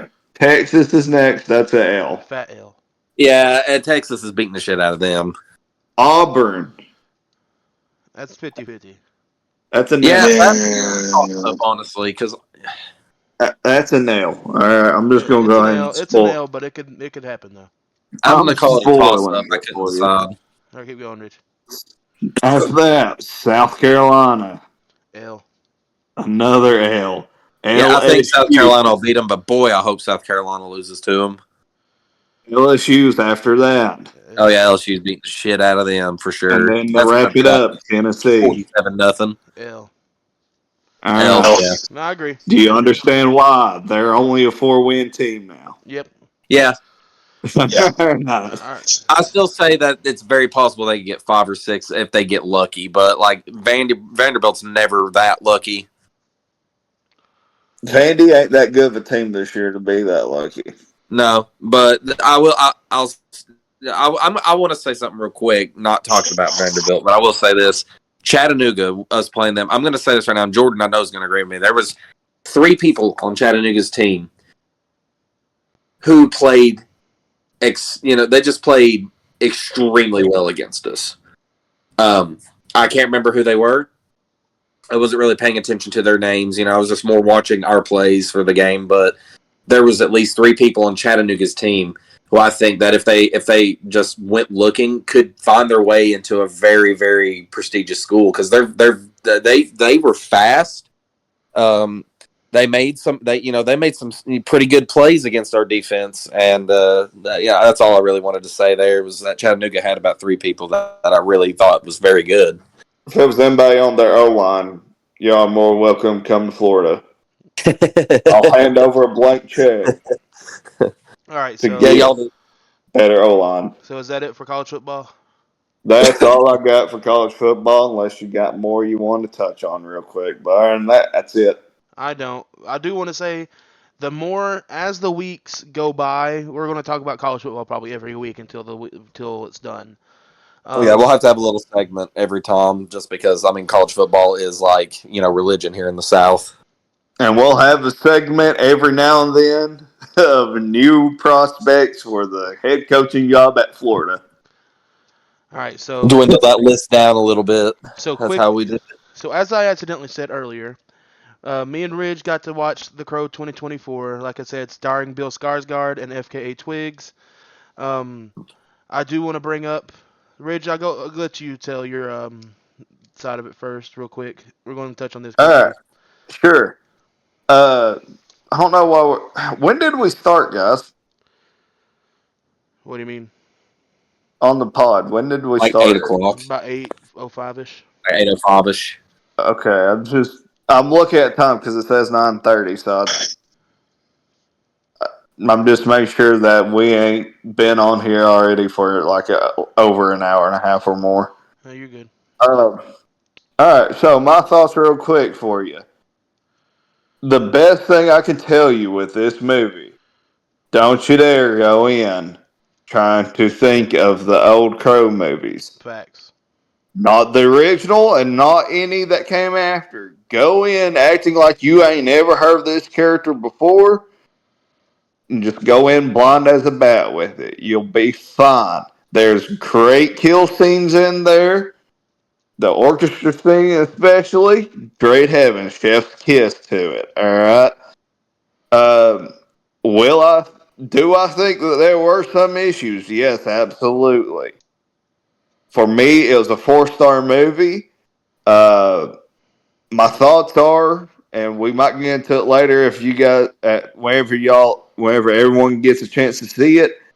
But I think that there was a director versus writer issue because I went and looked up the director and then looked at the writer, and it didn't mix right. So that's my thoughts on it. It was a good movie overall. Some issues, but nothing that I couldn't overlook to enjoy the movie. And Yeah, I'm honestly excited to see this movie because, like, there has been mixed reviews that I'd seen before, but obviously a lot of those reviews are coming from people who were expecting it to be, a direct reboot of The Old Crow, when it's really just kind of like it's retelling the story, but and I've heard it's a little more comic book accurate with how some of the designs are. So I'm excited to see it. the thing is, Caleb, this is where I'm gonna put my tidbit in. So everybody who's listening, if you don't know, I'm probably the biggest Crow fan y'all might hear of, at least on this podcast, for sure. At least, with my best friend, my cousin, and my brother being on this podcast with me, they know when it comes to the Crow, Jordan knows his shit. Oh yeah, we all went and got tattoos Big at box. the convention, and you got the dang Crow tattoo done. So this is my thing. With what Rich said, if you go into this movie comparing it to the original one, just fucking walk out. Because what you're going to do is you're going to watch this movie blindly, then talk shit about it. But if you go into this movie with a clear head, open mind, you would see that this movie is not a reboot, it is not a remake, it is a clear, different story. And that's what I was telling you about to say, Caleb. This isn't a reimagined of the original story. This is a completely different story to tell with Eric Draven and Shelley Webster. Yeah, and from the trailer, I'm gonna say this. It's probably it's gonna probably be an unpopular opinion, but some of the things about the movie I'm not really happy with from viewing the trailer. But I'm always willing to give a good movie a chance, and it does look like it's going to end up being a very good movie. So hopefully, I won't be able to watch it this weekend because of work. We'll have to find some day where we can sit down and actually watch it, or you can just send it, somehow find a way, But for me to get a chance. Real quick, I'm going to name off my 3 things that people need to shut the fuck up about. Rant of the week 2, part 2, Electric Boogaloo. One thing. Good. Bill Skarsgård is amazing. We've known that for years. But as Yeah, Eric agreed. Draven, the sadness that he brings to this character is immaculate. The character, the work he did to play Eric Draven is out of this world. And what people need to stop, this goes along with the comparing it to the original, the makeup. I'm tired of people saying that this is disrespectful to the original movie when we all know if Brandon Lee was here, he would love this fucking movie. The fact that it's telling its own story, the fact that the makeup that he wears isn't even a copy of his makeup. It's an original makeup. And when you watch the movie, what happens in the story, it makes sense on why that's his makeup. And when it comes to the hair, if you look at the comic book, that's his hair. He's got a damn mullet. But the thing that people don't fucking get is his style of Eric Draven with the tattoos and everything is based off of the Crow Wild Justice. And it wasn't even Eric Draven, but the look is based off that Crow. Yes, would more people be happy if it was based off that character? Yeah. But they didn't do it. Oh well. But this movie, I'm tired of seeing it being called one of the worst movies of 2024 because that shit is not bad. And the people who call it bad are just blind dumbasses who can't sit through a good movie because they're blind and try to filter it through the original movie. And another thing, FKA Twigs worked her ass off in this movie too. Honestly, this might kill some people, but that's the part I liked about this movie more than the original. Not saying I like the movie more than the original. I will never say that because I don't. But the fact that we get more of a character for Shelley, that she's a prominent role in the movie and not just flashbacks or a couple lines from her at the beginning of the movie. She is a predominant role. And like I said, I really hope when I sit down to watch this movie that I'm not disappointed in it because, like, I feel like it is a good movie. It seems like it's going to be a good movie when I go to watch it. I understand what you mean by the hair and the makeup. It's its own, its original design, and it's not bad. I don't prefer it over the original. Of course not. I feel like maybe they could have done something different, made it look a little bit different, a little not a carbon copy, but enough of a similarity to, like, almost like a callback, like a nice, like paying homage to it, like the thing is in the original movie when he puts on the white face paint, it makes sense because there's a flashback where he would put that mask on to fuck around with Shelley. That was a good memory for him, though, so that's why he painted his face like that, the tragedy mask. But with his makeup in this movie, it makes sense as well. Like, there's reasons why their makeup is that way. Unlike Salvation or City of Angels or fucking Stairway to Heaven, the shitty ass sequel boots, whatever you want to fucking call them. This made sense. They didn't copy it. To me, this was honorable. And last fact about the movie that I think is killer and honestly a little better than the original is that we got a villain who had supernatural powers, and in a good way. Like it's not some off the wall throwing shit at people using kinetic energy or some shit like that. It's something that makes sense, without spoiling it. And my last thing is just this movie is, like Rich said, it's at least a 4 out of 5. To me, it's a 4.5, maybe a 4.8. But this movie will always be a special movie to me, just because my love for the original, and I love this movie almost the same. But this movie, I'm calling it right now, and you can quote me on this shit. This movie will be a cult classic like the original, because when the original came out, not a lot of people liked it, but now it's one of the most beloved movies because of the tragedy. Specifically, people are judging this movie because of Brandon Lee's death in The Crow. But I'll talk about it for 4 more hours if I don't shut up, but movies. But I feel like people are probably complaining about that more because I feel like it is kind of like. I mean, I guess I understand how some people could say, if "Oh, it's it feels like they're disrespectful, if it's like, different, see, they should have never needed to," if and I it's get that. disrespectful, if it's disrespectful, they shouldn't have made any of the other movies. And no one talks Yeah, about that. So I agree. Can I say something real quick? yeah, I got a question for you, yeah. and I think you'll know if as long as we don't talk too in depth. I think you'll know who I'm talking about. Hmm. Do you think that in The Crow, that if Brandon Lee was still alive, he would have made a cameo as that certain character? Yeah, 100%. 100%. You know what character I'm talking about, too, right? Yeah, Okay. 100%. And I think it would have been fan fucking tastic. Like, Yeah, it would have been beautiful to have seen him in that role, yep. but anyways. All right.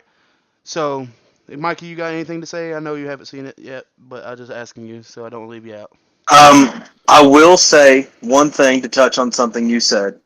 Brandon Lee, in my opinion, would have absolutely supported this movie because if you know The Crow, if you know Brandon Lee, you know who his dad was. Yep. Brandon wanted to do something for himself, to be his own person and not just his dad's son. Brandon would have supported this movie with his whole heart, seeing that something that he has made so large Mm-hmm. be redone in its own image like he wanted to do for himself. You bet your sweet bippy he would have loved this movie. Yep. All right. That's it for The Crow 2024. Now here's for the big one, guys. I know we don't have super much time left, but I want to do big one. I want to do something special since we got announced for Scarefest. All right, and there's going to be a little bit of blank spaces in this, but there's a section for that. So what we're going to do for the last bit of the podcast is we're going to rank horror movie franchises. All right, so we got a tier list. We got S, A, B, C, D, E, and F. We also have a don't know, don't remember, don't care section. All right. Do we have an honorable mention section? Well, there's no need for No. honorable mention section. No, we have all the alphabet. We'll be finding out the honorable mention. Yeah. The only reason I say the honorable mention is because I know there's probably one in my head right now that I would know that no one else would really talk about so much. So I'm just gonna get into it because there's a lot of franchises on this list that I Gotcha. don't know shit about, and that's why there's a don't know section. Okay, so the first being The Exorcist. I think it deserves to at least be a B. The only reason I say that, yes, the original movie should be at least an A, but the other movies in the franchise, specifically the original three, not mentioning the reboot or the continuation, whatever it is. Yeah, the newest ones. What do y'all think? I agree with the B. I was actually going to say B because like it's iconic. It's not exactly like scary in the sense that When it first came out, yes, but I don't get scared by it as easily as I do some other certain types of movies. It can definitely be horrifying to watch. Considering how many people actually walked out of the theaters when it released, the original especially. But I agree. B's pretty fair. all right, Ridge. I'm gonna have to go C plus. Okay. Okay. Mikey, I know you're not much on horror, but hey.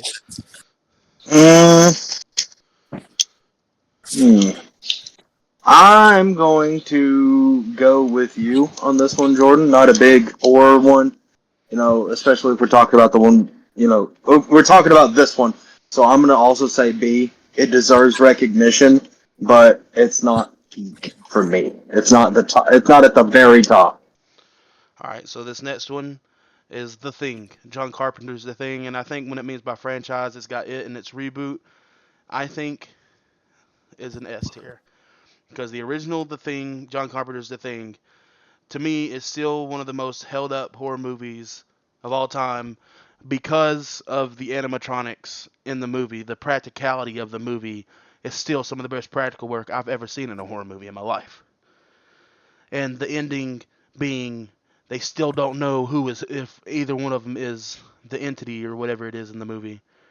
I think it's got one of the perfect endings. It's at least an A for me, but I think S. Okay. Who you going to next? You go ahead. I don't know. I've never seen the movie, so I don't know what to tell you about it. I figured. I have a feeling none of y'all have seen this. I've actually seen the movie. What do you think about it? So it was a long time ago when I watched the movie, and it wasn't a bad movie. It was just for me. I wasn't a big fan of the movie itself, just because it was just for me. It just wasn't for me the way most movies are when it comes to like scary movies. Right. I'm not the biggest psychological. And when you think about it, The Blob, in a sense, is a really psychological, horror It's a film. monster movie, but it's also psychological. So I'll give you Yeah, that. it's got a super, it's got a really big psychological element to it, and and I'm not like it takes a really powerful psychological horror movie for me to be moved by, and that that being an older one, it is a cult classic, and that's why I'm willing to give it a B plus, just based on the fact that it's a cult classic, and that it built a lot of it structured a lot of how a lot of horror movies moved forward with their ideas. So that's just my unpopular opinion about it. And Mikey, I know you haven't really seen it, but so I'll just base it off our things if y'all are okay with Yeah, I was that. about to say I haven't seen it. I don't feel like it would be fair for me to give it a ranking. So I'll give it an A since I said S and you said B plus. It's a medium middle. Yeah, it's a good little medium for it. Has anybody seen Silent Night, Deadly Night? Yes. No. No. I'll just put don't know, don't remember because I don't remember much from it. I just know I- Ice Nine Kills did Mary Atsmith's off of it. Yeah. Now here's a franchise that we do know, Resident Evil. Oh yeah. Oh. Oh man. So Can't wait to say this one. I am going to have to put it in a C tier. My reason is in the entire franchise, there are 4 good movies in this franchise. Out of how many? A lot. I think the first 3 are elite, and I think Welcome to Raccoon City is ultra elite. But I think C. Bridge, I'm gonna shock you. You ready? you never seen Resident Evil. I've never seen a Resident Evil Jesus movie, fuck. so I have no. Caleb just Y'all said have got to pick something else to be ranking with my ass, because I only know like a handful of scary movies, man. We'll get to the ones you know. Trust me. There's a lot on here. All right, Caleb, go ahead. So I'm gonna be really clear about something. Resident Evil is very much a better video game than it is a movie. Yes. Raccoon City is a 100% goated, though. I agree with you on that. And if we were just voting on that specific movie alone, I would have to say at the most for me that would be an S minus. Yeah. Because it's such a great freaking movie, but it's not perfect, and that's because it's not a video game. Resident Evil as a video game is just a far better game. It almost plays like the first 2 games, though. Yeah. So, as a franchise, though, I agree with you. It's a very good score, but I'm going to give it a B minus, because I feel like if they could have just executed a couple of different things a little differently, it may have been more memorable. It wouldn't be so low on the list for me. All right, Mikey, I know you probably know this more than most of us, so. Okay, I know probably too much about the Resident Evil lore. But that, like Caleb, almost solely from video games. I have seen the Raccoon City movie, which is a great movie, and Jordan is absolutely right. It does very, very accurately follow the events of first 2 games, while not perfectly because they're not video games. it still does an excellent job of that. However, ranking the entire franchise as it is, I'm going to give it a B because, one, I very much love the video games. I love it. I love the story. However, not every movie they've made has been a dead ringer. It's not every movie they've made has been good. That's why I can't give it more than I currently want to give it. But I didn't even sit and fully watch the other movies because I couldn't get into them. Right. so that's why I give it a B. I'm actually going through the list that they have here and kind of like sifting through it, so we're not talking about franchises we don't really fucking know about. Yeah. And that way it'll help us bring it down just I a wish if smidge. we had like a random generator where it would just randomly spit one out and we could talk about it. That would be a little Well, better. even then, it could spit them out, and I still not know about them. Right. Yeah, but I mean, if it's something none of us know about, he could just say it, and if we don't know, we'll just skip it, move on to the next. That wouldn't be too much of an issue. But I feel like it'd be more fun. If this is going to be to the point, if you don't know anything about it, then that's kind of your problem. Like, I'm not saying like it's a bad thing, but like you just haven't seen it yet, You're missing out if you haven't, basically. Yeah. Still going here. All right, I know most of them, so but Resident Evil, I put it in B. I kind of agree with that, but I went C just because I don't like some of the sequels. Even if you've only seen one of them, Candyman. I love the original movie. I think it's a masterpiece, and I think the Jordan Peele, I know he didn't direct it, but he produced it. I thought that movie was absolutely fucking awesome. I still love it to this day. I'll rewatch it every now and then. I give it an A tier. I'm gonna give that one a good solid B. It was a good movie. Uh, don't fully remember a lot of it, but what I do remember, it was pretty good. So B for me. So are we going based off the old one or the new one? Either one is the franchise. Okay, so the old one I hadn't seen really much of it. I know the premise of it. The new one I've seen a lot more of, obviously, because it was a huge deal when it was being remade. Now, And clarifying, we know there's like 4 movies in the franchise, but to me the only ones that really matter are the original and the reboot. yeah, I know there was more. I never got interested in them. But the newer one was good. So if I was basing it off of just that movie, I would probably give it A minus or a B plus. But as a franchise whole, I'm gonna have to give it a solid B as well, just because Yeah, I agree. I haven't seen the other ones other than some of the original and all of the new one. Mike, you got anything to say on that one, Pimp? I have seen the original. I know about the newest one. I know both of them are good. In terms of franchising and the franchise itself, I'm actually going to give this one an A and put it above Resident Evil as much as my gamer heart does not want me to. I'm doing it because in terms of franchising, even though their Candyman's attempts in media are fewer, they are by and large more successful. So I'll go. And I also think it's a really cool concept. And I'll go ahead and give that one a solid B plus since I said A and y'all all said. Well, yeah. To me, it's solid B plus. The mixture, I guess. And I mean, also, for me, what also really makes that movie, gives me, it made me give that score. Also, I mean, let's just be honest, the Ice Nine Kills song about it is just so fucking good. It's the best. Oh, it's so good. It's so good.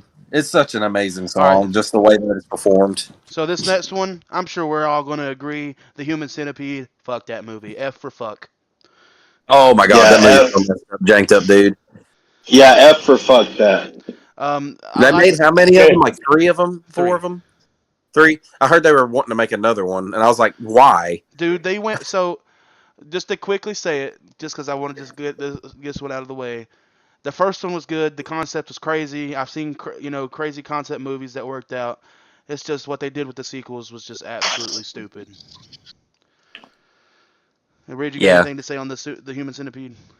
The original one, if we just went off that one alone, I would honestly give it a because Yeah, yeah. did it did exactly what it set out to do and make people uncomfortable as fuck over an idea like that. Yeah. Just like any kind of horror movie should that goes towards more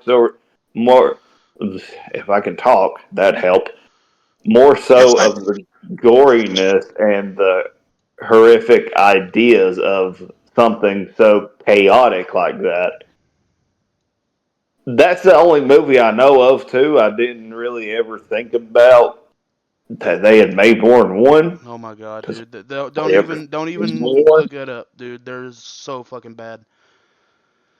but and would it surprise me if one day we do get a remake of it? Absolutely not. It would not surprise me at all because Yeah. just the idea in of itself is It's pretty just horrifying. it's just the same as the idea of fall. All right, so let's keep this going because this is about to be a 2.5 hour episode. Um, Jeez. so It's okay. Our viewers will understand. Mikey, I forgot to bring your part up. What's your part up, cousin? for Human Centipede. I mean, I didn't either. it's hard for me to say anything below. I'm kind of with Ridge, at least for the first one. That's an A because You know what? To be respectful to the original, I'll give it a D.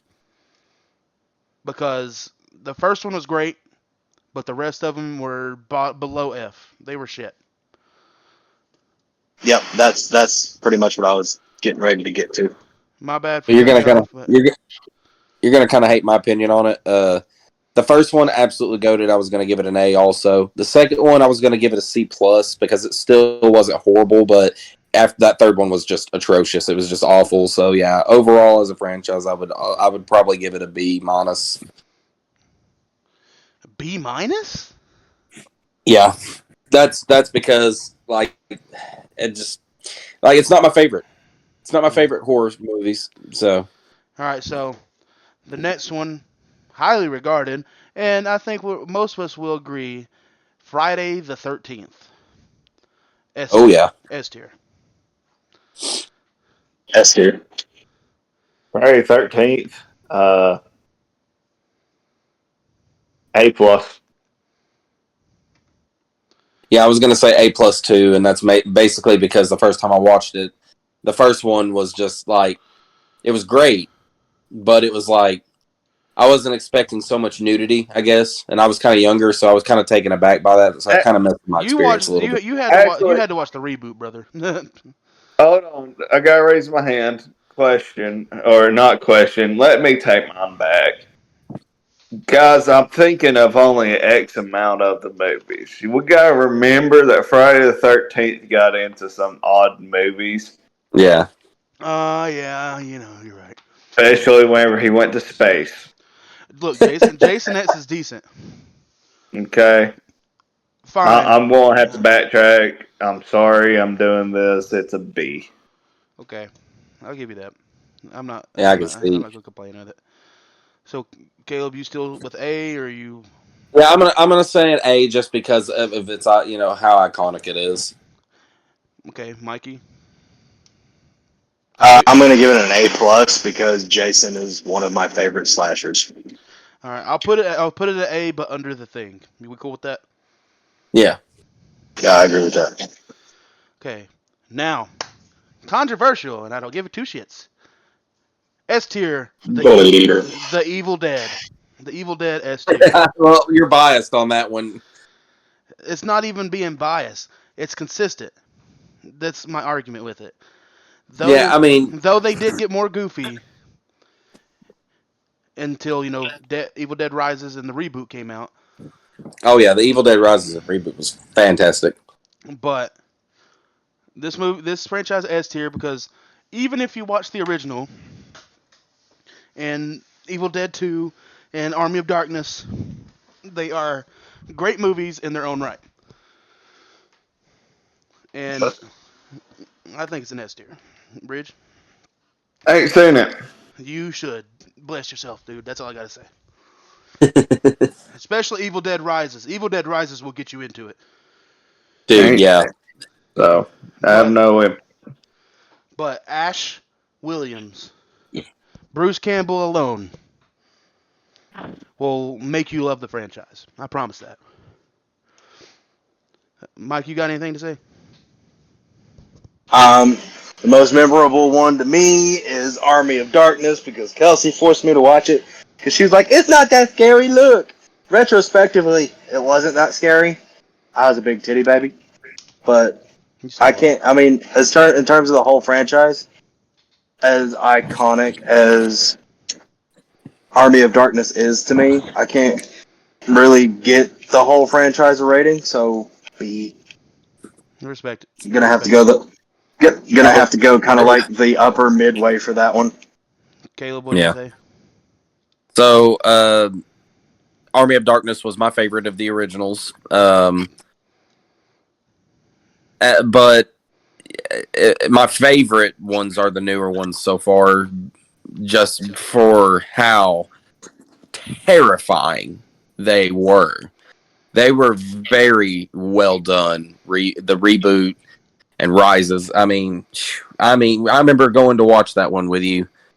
Evil Dead Rises. Evil Dead Rises is arguably one of my favorite horror movies in the last It's 10 years. just so messed up, man. Like, I was not expecting how dark they made that movie, and that's my type of horror. Is just I like the dark and twisted ones because those actually are scarier for me. Mommy's with the faggots now. Yeah. Oh man, dude. Let me tell you, that movie was like Mikey. You wouldn't have been able to watch that movie, and 100%, you would not. You would not have been able to sit through that. You know That what, movie dog? You right. was scary. You right. So, All right, that movie I was ain't gonna deny you that. so, what do you go say, Caleb? If I was basing it on the newer movies, it would be S plus tier, S plus 100%.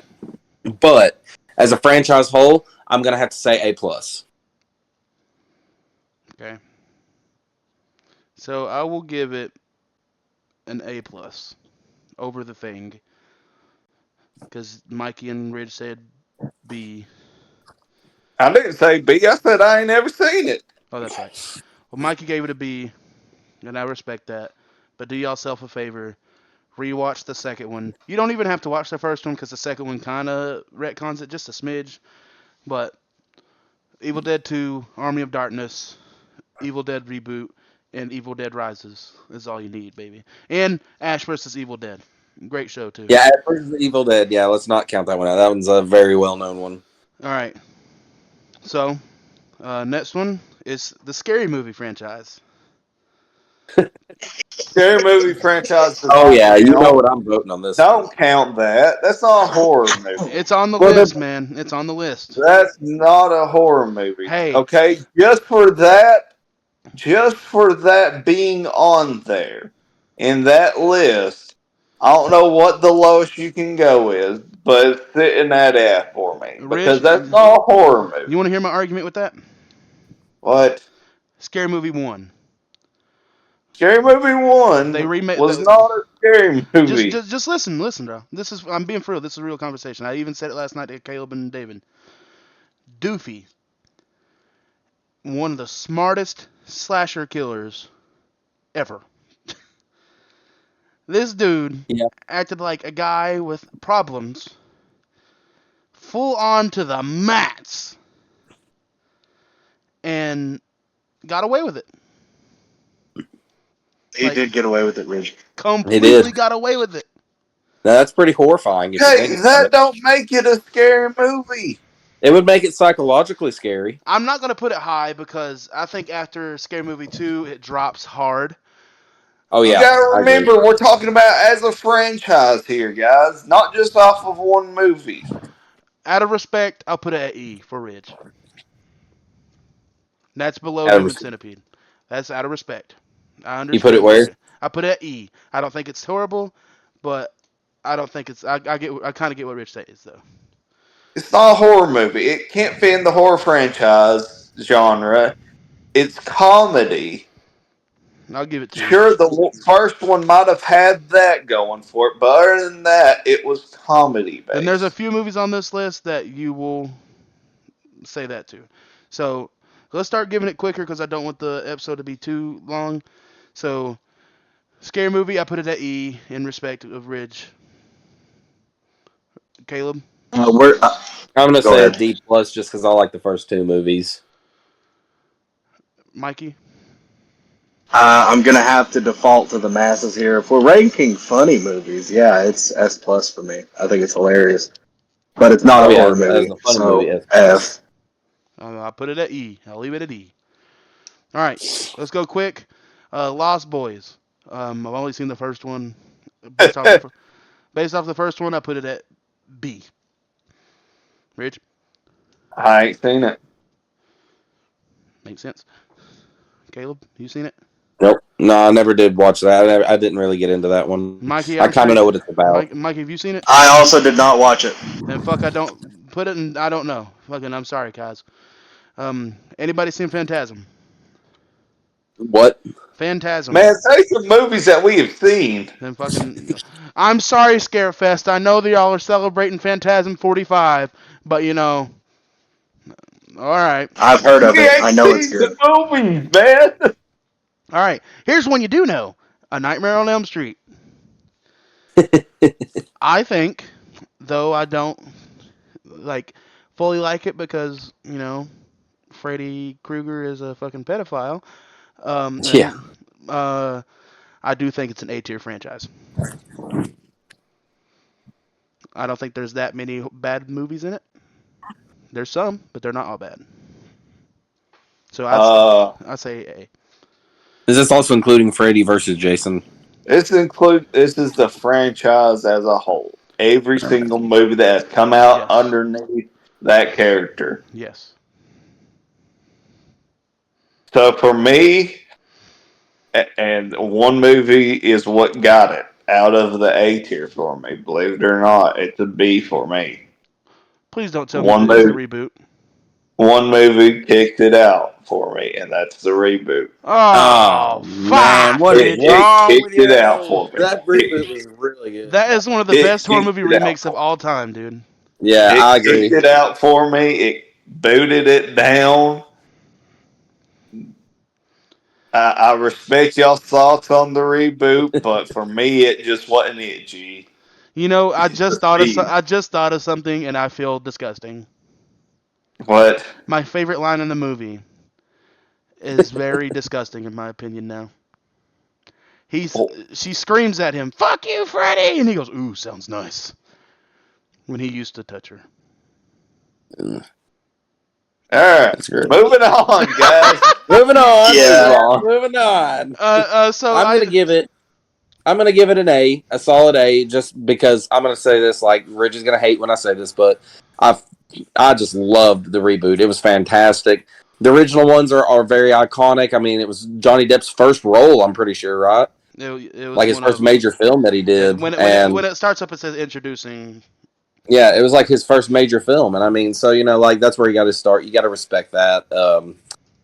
And obviously, I do have issues with the premise of some of the premises of the movie, but in general, like if we're going based just on that, I would say an A is a really good, solid number, or a really solid tier for it. Mikey, what would you say? In terms of franchise, I'm gonna give it an A. It's a classic. All right, then I'll put it A under Evil Dead.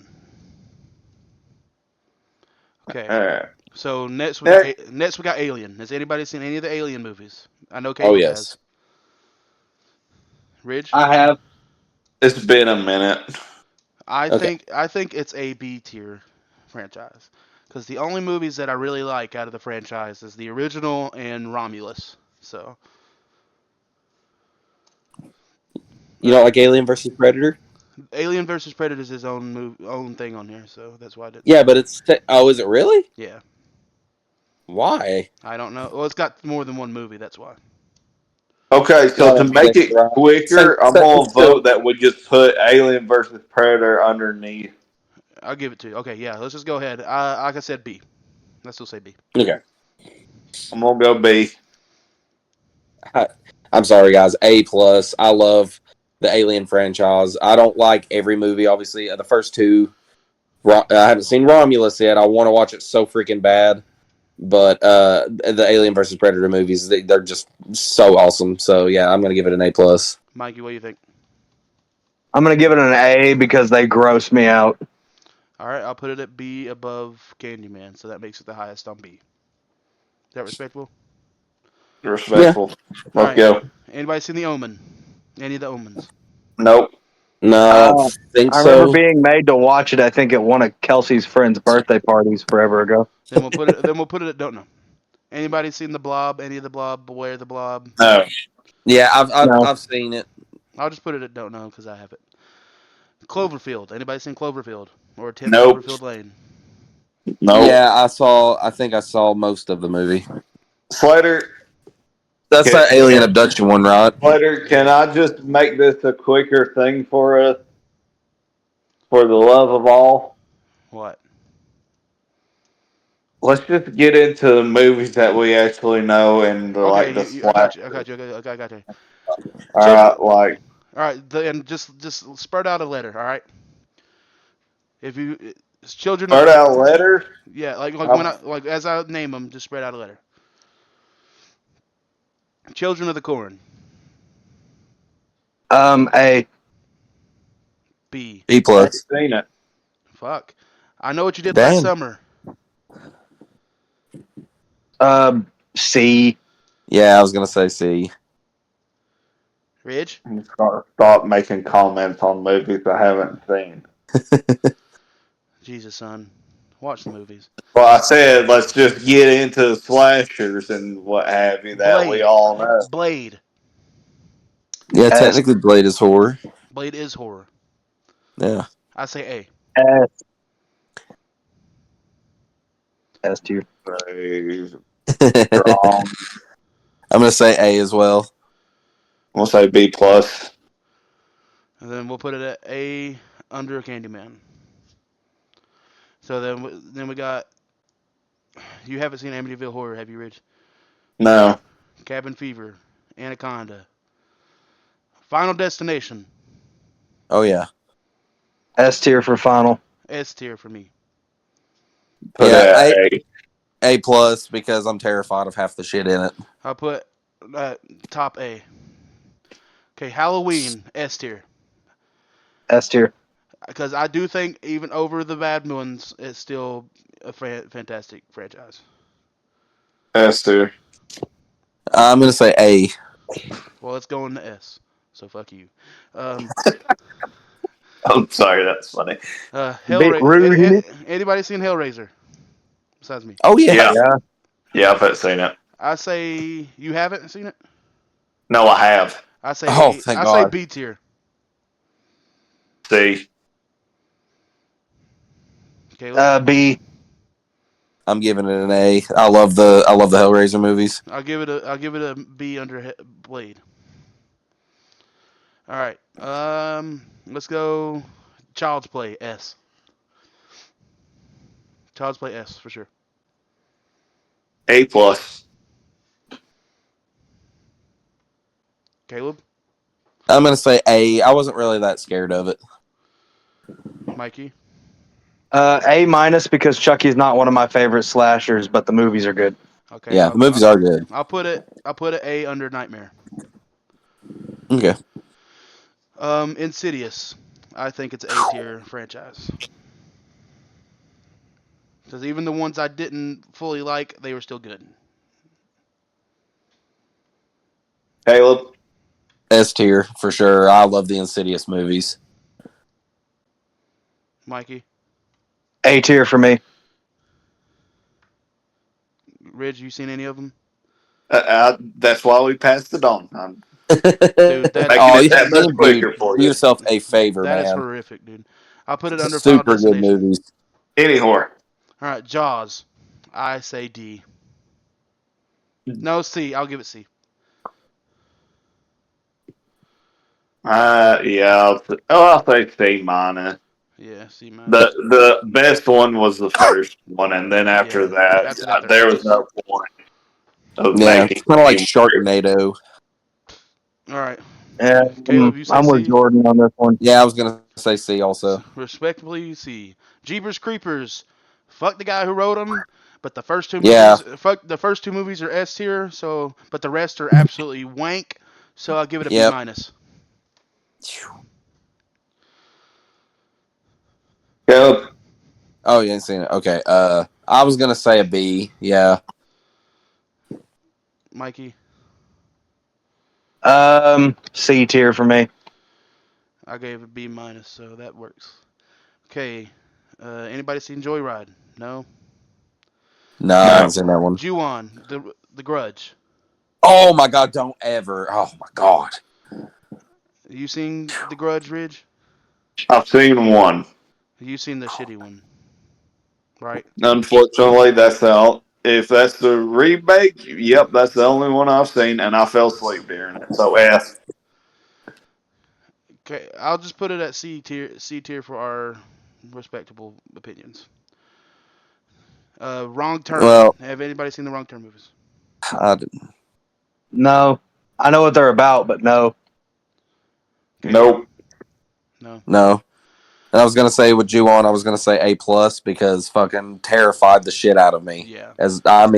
Scared me half to death. All right. So The Ring, I put it at B.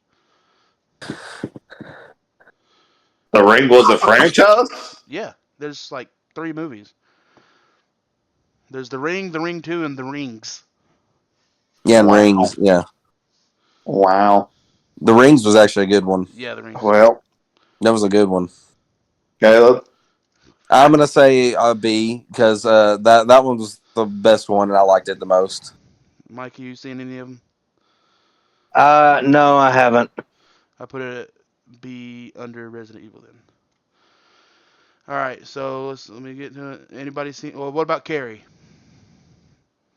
I remember it slightly. I'll give Carrie an A. I I'm hear okay the with that. crickets chirping. What? I hear crickets chirping. You ain't even seen Carrie, dude. Dude, I said let's just get into the ones that we all know. Carrie! They're slashers. Oh my god. All right, Paranormal Activity. I give that a franchise. Ridge, A. I'm gonna stop talking to you, dog.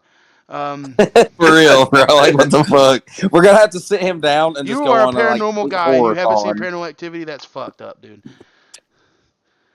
All right, The Purge. S. Yeah, those are A S. tiers. I give him S. I was A. gonna say Paranormal Activity. The second one I'll give it was A. the best, I'll by give the it an way. A plus under Final Destination. All right. Saw. S tier, 100%. S tier. Yeah, I was gonna say S tier. Guys, good gosh, y'all make me feel bad for saying this, but A minus. Oh fuck. I mean that's okay. I mean there wasn't they weren't perfect, but I mean When, it's- where, and how hard? Take me out Tomorrow. to dinner first. Tomorrow at the Behind the Crystals. All right, sounds good. I'm gonna have Taco Bell beforehand. I put it below. I put it at S, but below Halloween.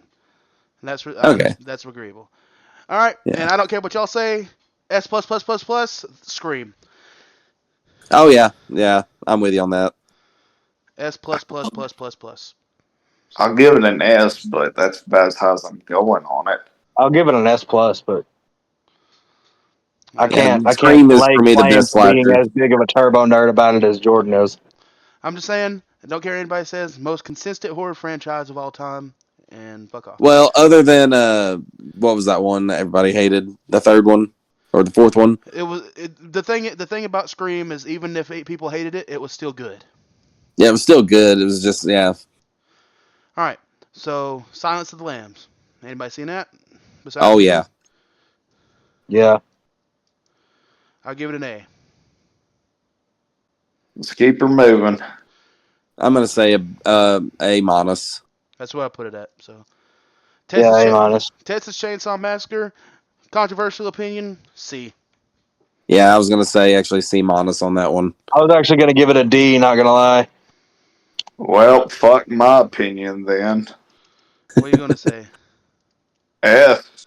I mean, I absolutely felt. Listen, and take it. I came in at probably not the greatest one neither to fall in love with. I fell in love with the very first Texas Chainsaw I ever saw, and this was like one of my first go to the movies to see horror movie was Texas Chainsaw Massacre in 3D. Now that's the best one in my opinion. I fucking love that. So, so I've gone since then and watched a lot of the other ones, and to me,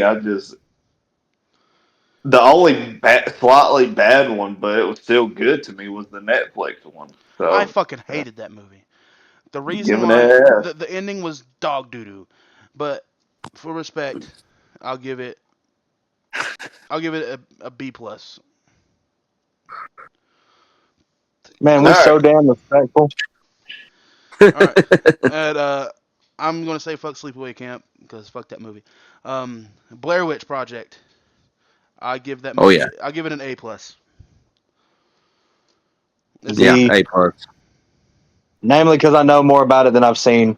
I just know about it. B. And I guess Ridge, you haven't seen it. Let's keep it moving. That's horrific, dude. Let's see. Underworld. Anybody seen Oh Underworld? man. Oh yeah. Yeah, I've seen Underworld. All right, I give it a B minus. I was gonna say an A because I mean, come on, main chick is a baddie. Yeah. B. Okay, I'll give it a B under Hellraiser. There. It S. S tier. I'm gonna say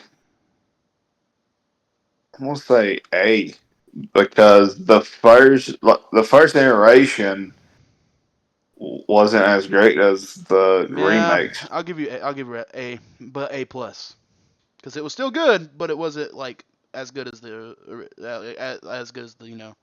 new ones. Yeah, I'm a big fan of Tim Curry, and I think like at the time when he came out with it was for then it was for the times it was Yeah, scary. for the time it was it. But So when they did the remakes, they made them really really good. The remakes, so I'm gonna also say an A on that one. Leprechaun, anybody seen it? I think no. like the first two. Fuck it, we're not gonna even rank it. Next, The Conjuring. I think it's S. Oh, boy. Did you say S. S? Yeah, I agree. S. S. Yeah, I S agree. plus for me, in fact. Yeah, I'll put it. I'll put it under. I'll put it under Halloween. No, Actually, I'll put it controversial. I'll put it above Halloween because I think all three. Well, actually, I think all the movies in the Conjuring franchise are great. So, Yeah, they are. Annabelle and all. and there is a possibility I name my daughter's middle name after Lorraine Warren. So, Zombieland. I think it's a B. Mikey, did you give an answer on that? Yeah, I think he said S. To Conjuring? Yeah, I said S. Oh, I didn't hear you. My bad. Zombieland. I give it an A minus. Yeah, I give it an A minus, I guess. I'll give it a B plus. Okay. For me, it's more a comedy than a horror, so I'm gonna also say a B plus, just because Okay. it's a good movie. I'll put it above Alien. Sorry, Caleb. Aw. Let's see. Anybody seen Silent Hill besides me? Yes. Played the game. All right. Games are terrifying. Jurassic Park. Did you say Jurassic Park?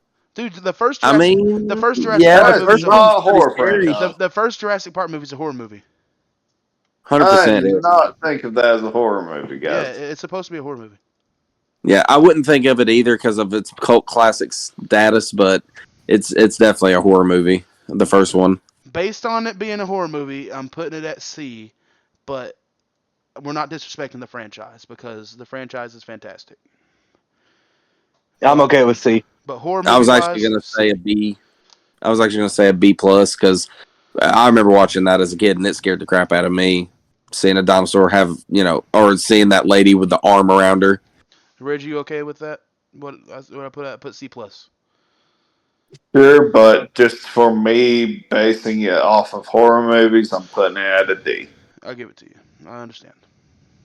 All right. And the same thing with the Mummy. I don't know why they have it on here. Um, The Mummy, listen, for horror movie sake, it's an F. you say S? F. F, yeah.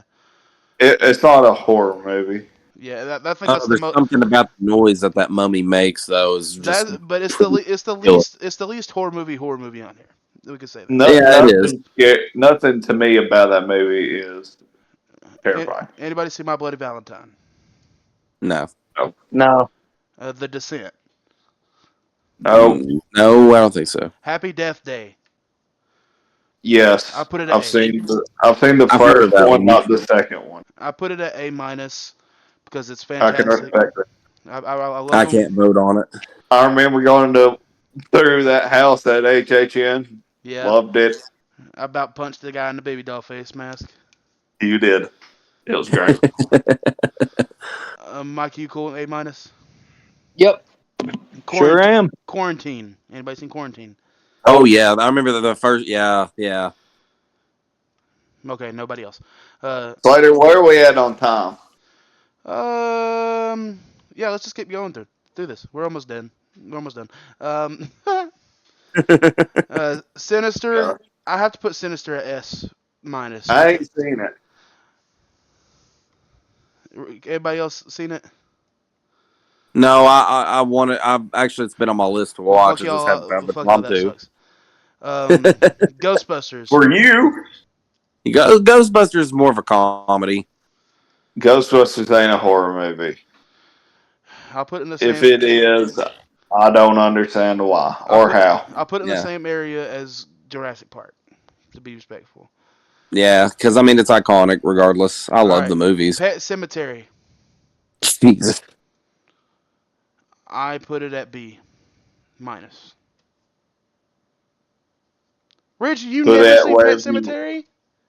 Put it wherever you want to. I ain't seen it. Oh my god! Oh my god, dude, you gotta watch that one. They're gonna That was- they're gonna revoke our fucking passes. Yeah, Well, it's a good thing I'm not going, Slater, ain't it? I guess I need to ask off. I guess I need to ask off for it, don't I, Jordan? I've seen it. I've seen it. It scared the shit out of me. A. Yeah, I was gonna say the same thing. That movie. There's just something terrifying about the child being brought back, and it not being the child. Well, I put it at B under Blade. Okay. Okay. The Strangers. Anybody seen The Strangers beside me? I think I saw the first one. I'll just leave it alone. I'm gonna put Haunted House in the same section as Scary Movie because it's the same thing. Yeah, it's a comedy in a sense. Yeah. Anybody seen 47 Meters Down? Yes. Anybody seen Unfriended? Oh, Yes. Jesus, Rich, dude. I saw 47. Did not see Unfriended. Unfriended was really good. I put 47 Meters Down at C. I was gonna say B- for that one. Mikey, click rating. Oh, B. All right, I'll put it at C plus then. No, I'm probably gonna leave some of these out and people can kiss my ass. Goosebumps. that's not a horror franchise. Dude, do not. Don't you dare say you Too haven't seen late. it. Already did. It's not a horror franchise. Then you're wrong. That's like saying Halloween Town. No, It's a it's horror not. No, Halloween Town is way more mild. Goosebumps is literally a horror franchise. Have you not read the books? That's like saying, "Are you afraid?" Or Scary Stories to Tell in the Dark isn't about scary stories. You're like saying Scary Stories to Tell in the Dark ain't scary or ain't a horror movie. Yeah. All right, fine then. D. Okay. It's At not least we got that a rating. scary to anyone, even as a child. I wasn't terrified of that shit. D. You didn't watch The Haunted Mask. I That did one was watch it. I terrifying, loved bro. it. It was great. It was hilarious. It's a D Oh, still. I'll give it C Just to be respectful, all right? Fuck off. I'm gonna, I'd I'm give it gonna a C too. It doesn't scare me now. It scared me as a kid, though. Yeah. All right, 28 days later. Anybody seen it? Nope. No, I haven't seen that Oh one. my gracious. This was a Keep horrible episode, going. Jordan. How you doing? Keep it moving. House of a Thousand Corpses. Oh, House of a Seen Thousand it. Corpses. The Devil's Rejects franchise. I've seen it. I give it a C because sometimes I think Rob Zombie does too much. I feel you. I'm I'm with you there. gonna give it a B. Yeah, I was gonna say B too. I was I gonna, love his too much. I was gonna say too. I was gonna say I like it, but sometimes the rapey shit and the dumb racist shit that he puts in his movies is over the top. It is, but I mean, it's meant to be. I mean, I guess it's elements to scare all kinds of Make you people. feel uncomfortable for Yeah. this. I'll put it at B minus. All right, next. All right. The next we have The Shining, S. Yeah, I was gonna say A plus on that one. Yeah, S tier. Ridge, you haven't even seen The Oh. Shining or Doctor Sleep. Yeah, no, I've seen The Shining. Y'all gonna hate the fuck out of me. D. Holy fuck! Wow, I was not expecting that. That's one of Jack Nicholson's best movies. No, Jack Nicholson's best movie was him as the Joker. He said one of. He didn't say the best. He said one of. Yeah, I didn't say it was the best. I said it's one of his best. I agree that his best role in my mind is also Joker, but like Maybe it was just the timing of me watching it being off. I don't know. I just did not care for it at all. To me, it was the same level as watching the very first It movie. Okay, I'll give you that. I mean, I guess I can see. I mean, it's the same guy. Go.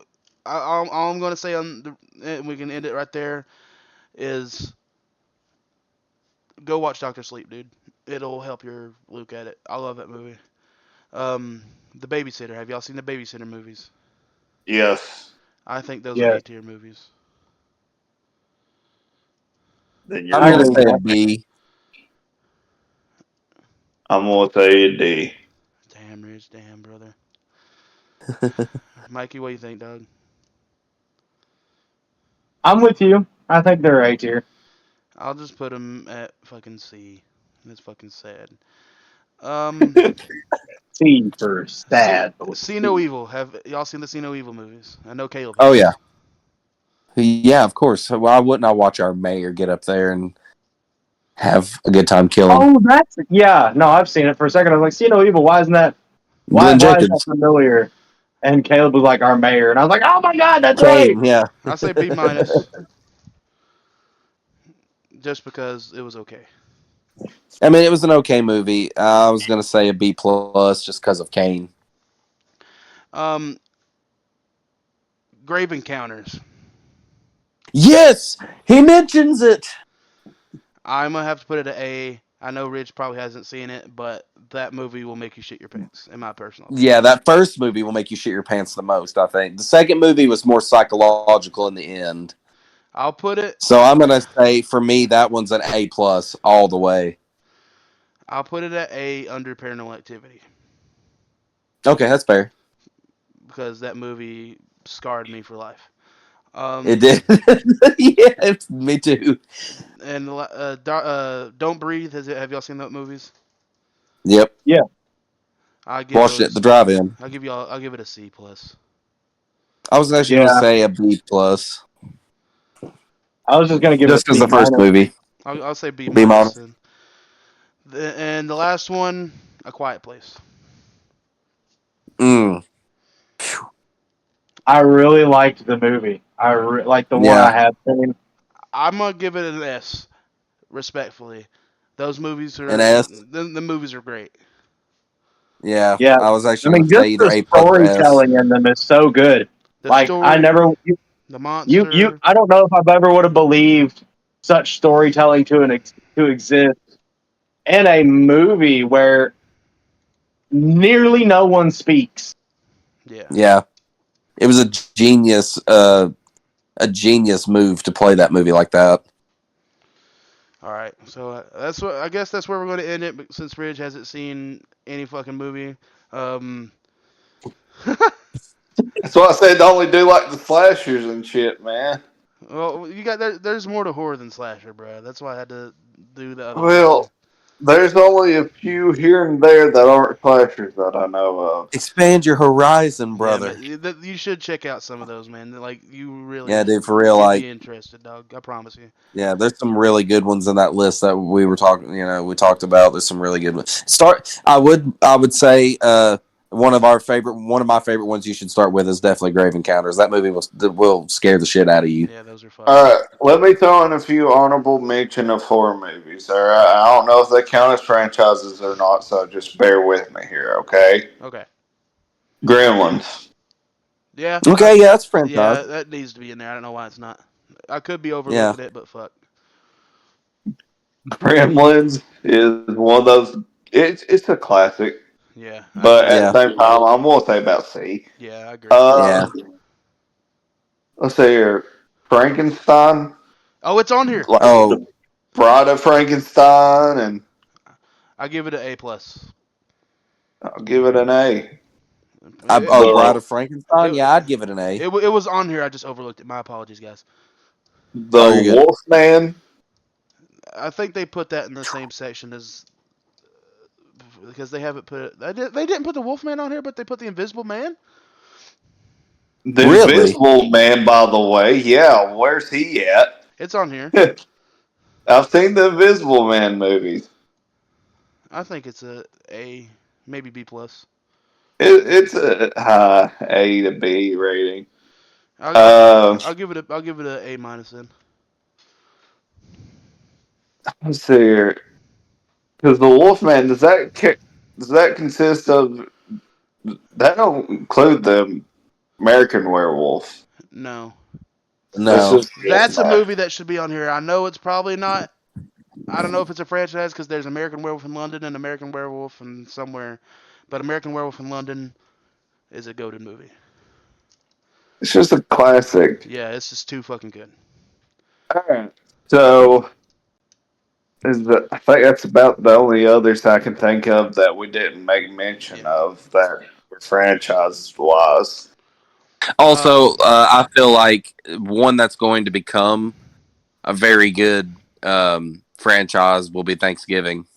Yeah. Yep. Yeah, fantastic movie. Scary, gory, and just fantastic. My God, I just now thought of one off the top of my head that we did not cover at all, and I am ashamed. What is that? So should we all. Terrifier. Oh fuck yeah! Oh man, yeah, we totally left that one out. Sorry, Mr. Thornton. We are so sorry. We got caught up.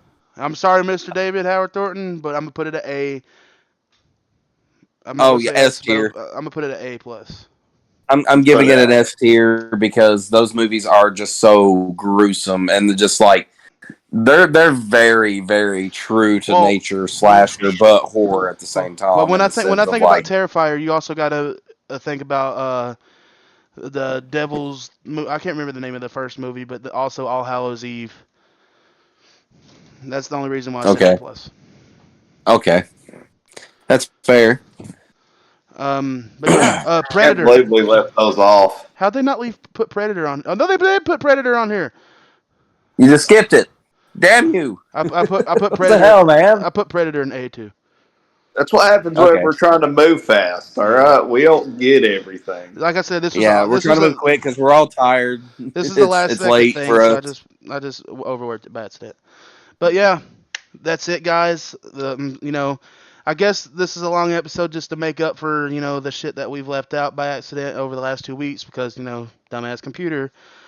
But did we explain what had happened? Yeah, so no, but I'll explain it real quick. I guess all the games or whatever that I had on my PC, it had too many things when it tried to start up or whatever, and it just crashed. It would just crash over and over. We tried to make a Fortnite video where we talked. A good thing we didn't post it because it was chaotic anyways. Then we tried to make a regular one last week and shit just would not work.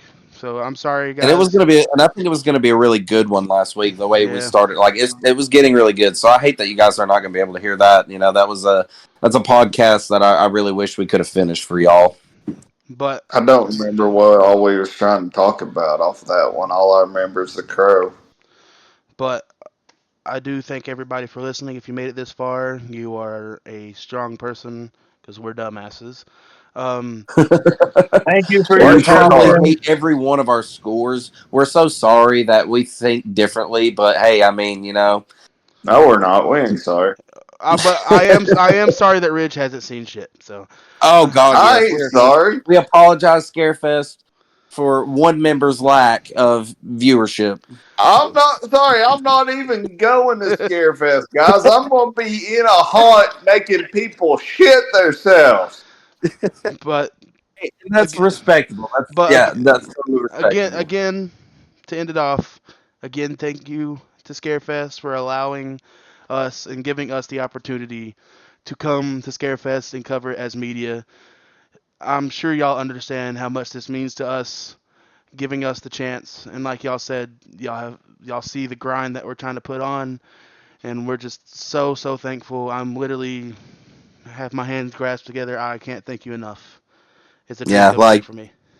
it really is. Like this is really cool for us. Jordan told me a couple. What was it yesterday? Right? 2 days ago. Yesterday. 2 days ago. And I was honestly shocked. We talked to some people from Scarefest, and they're like, "Yeah, we'll see what we can do. You know, maybe you get a chance to get in. We can't guarantee anything. You know, it's just a shot in the dark for us. Now But you know, I just put our name out there. I didn't beg, so yeah, we didn't beg or anything. You know, that's not our style. We just thought, hey, it'd be cool. You know, it's just a shot in the dark. We'd always put ourselves out there, and you know, it pays off. And that's just one of those moments that goes to show people, if you know, you can always dream big and shoot for your dream, and things can happen. You just never know.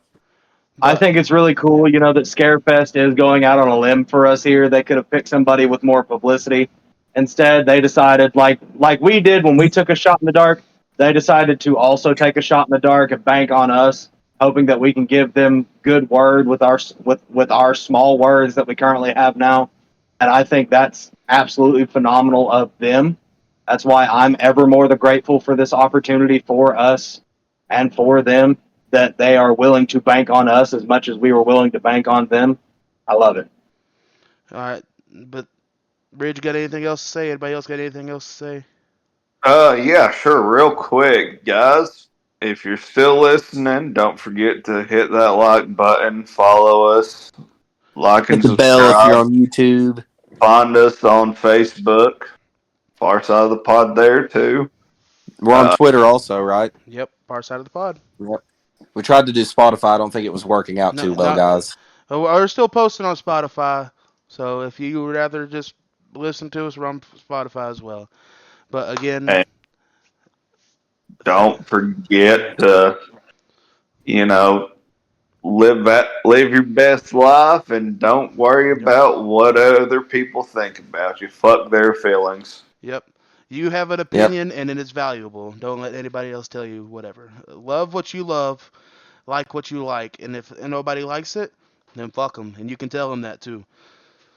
Yep, live your dream, y'all. Never give up on what you want most in life, because it's hard work attains that stuff.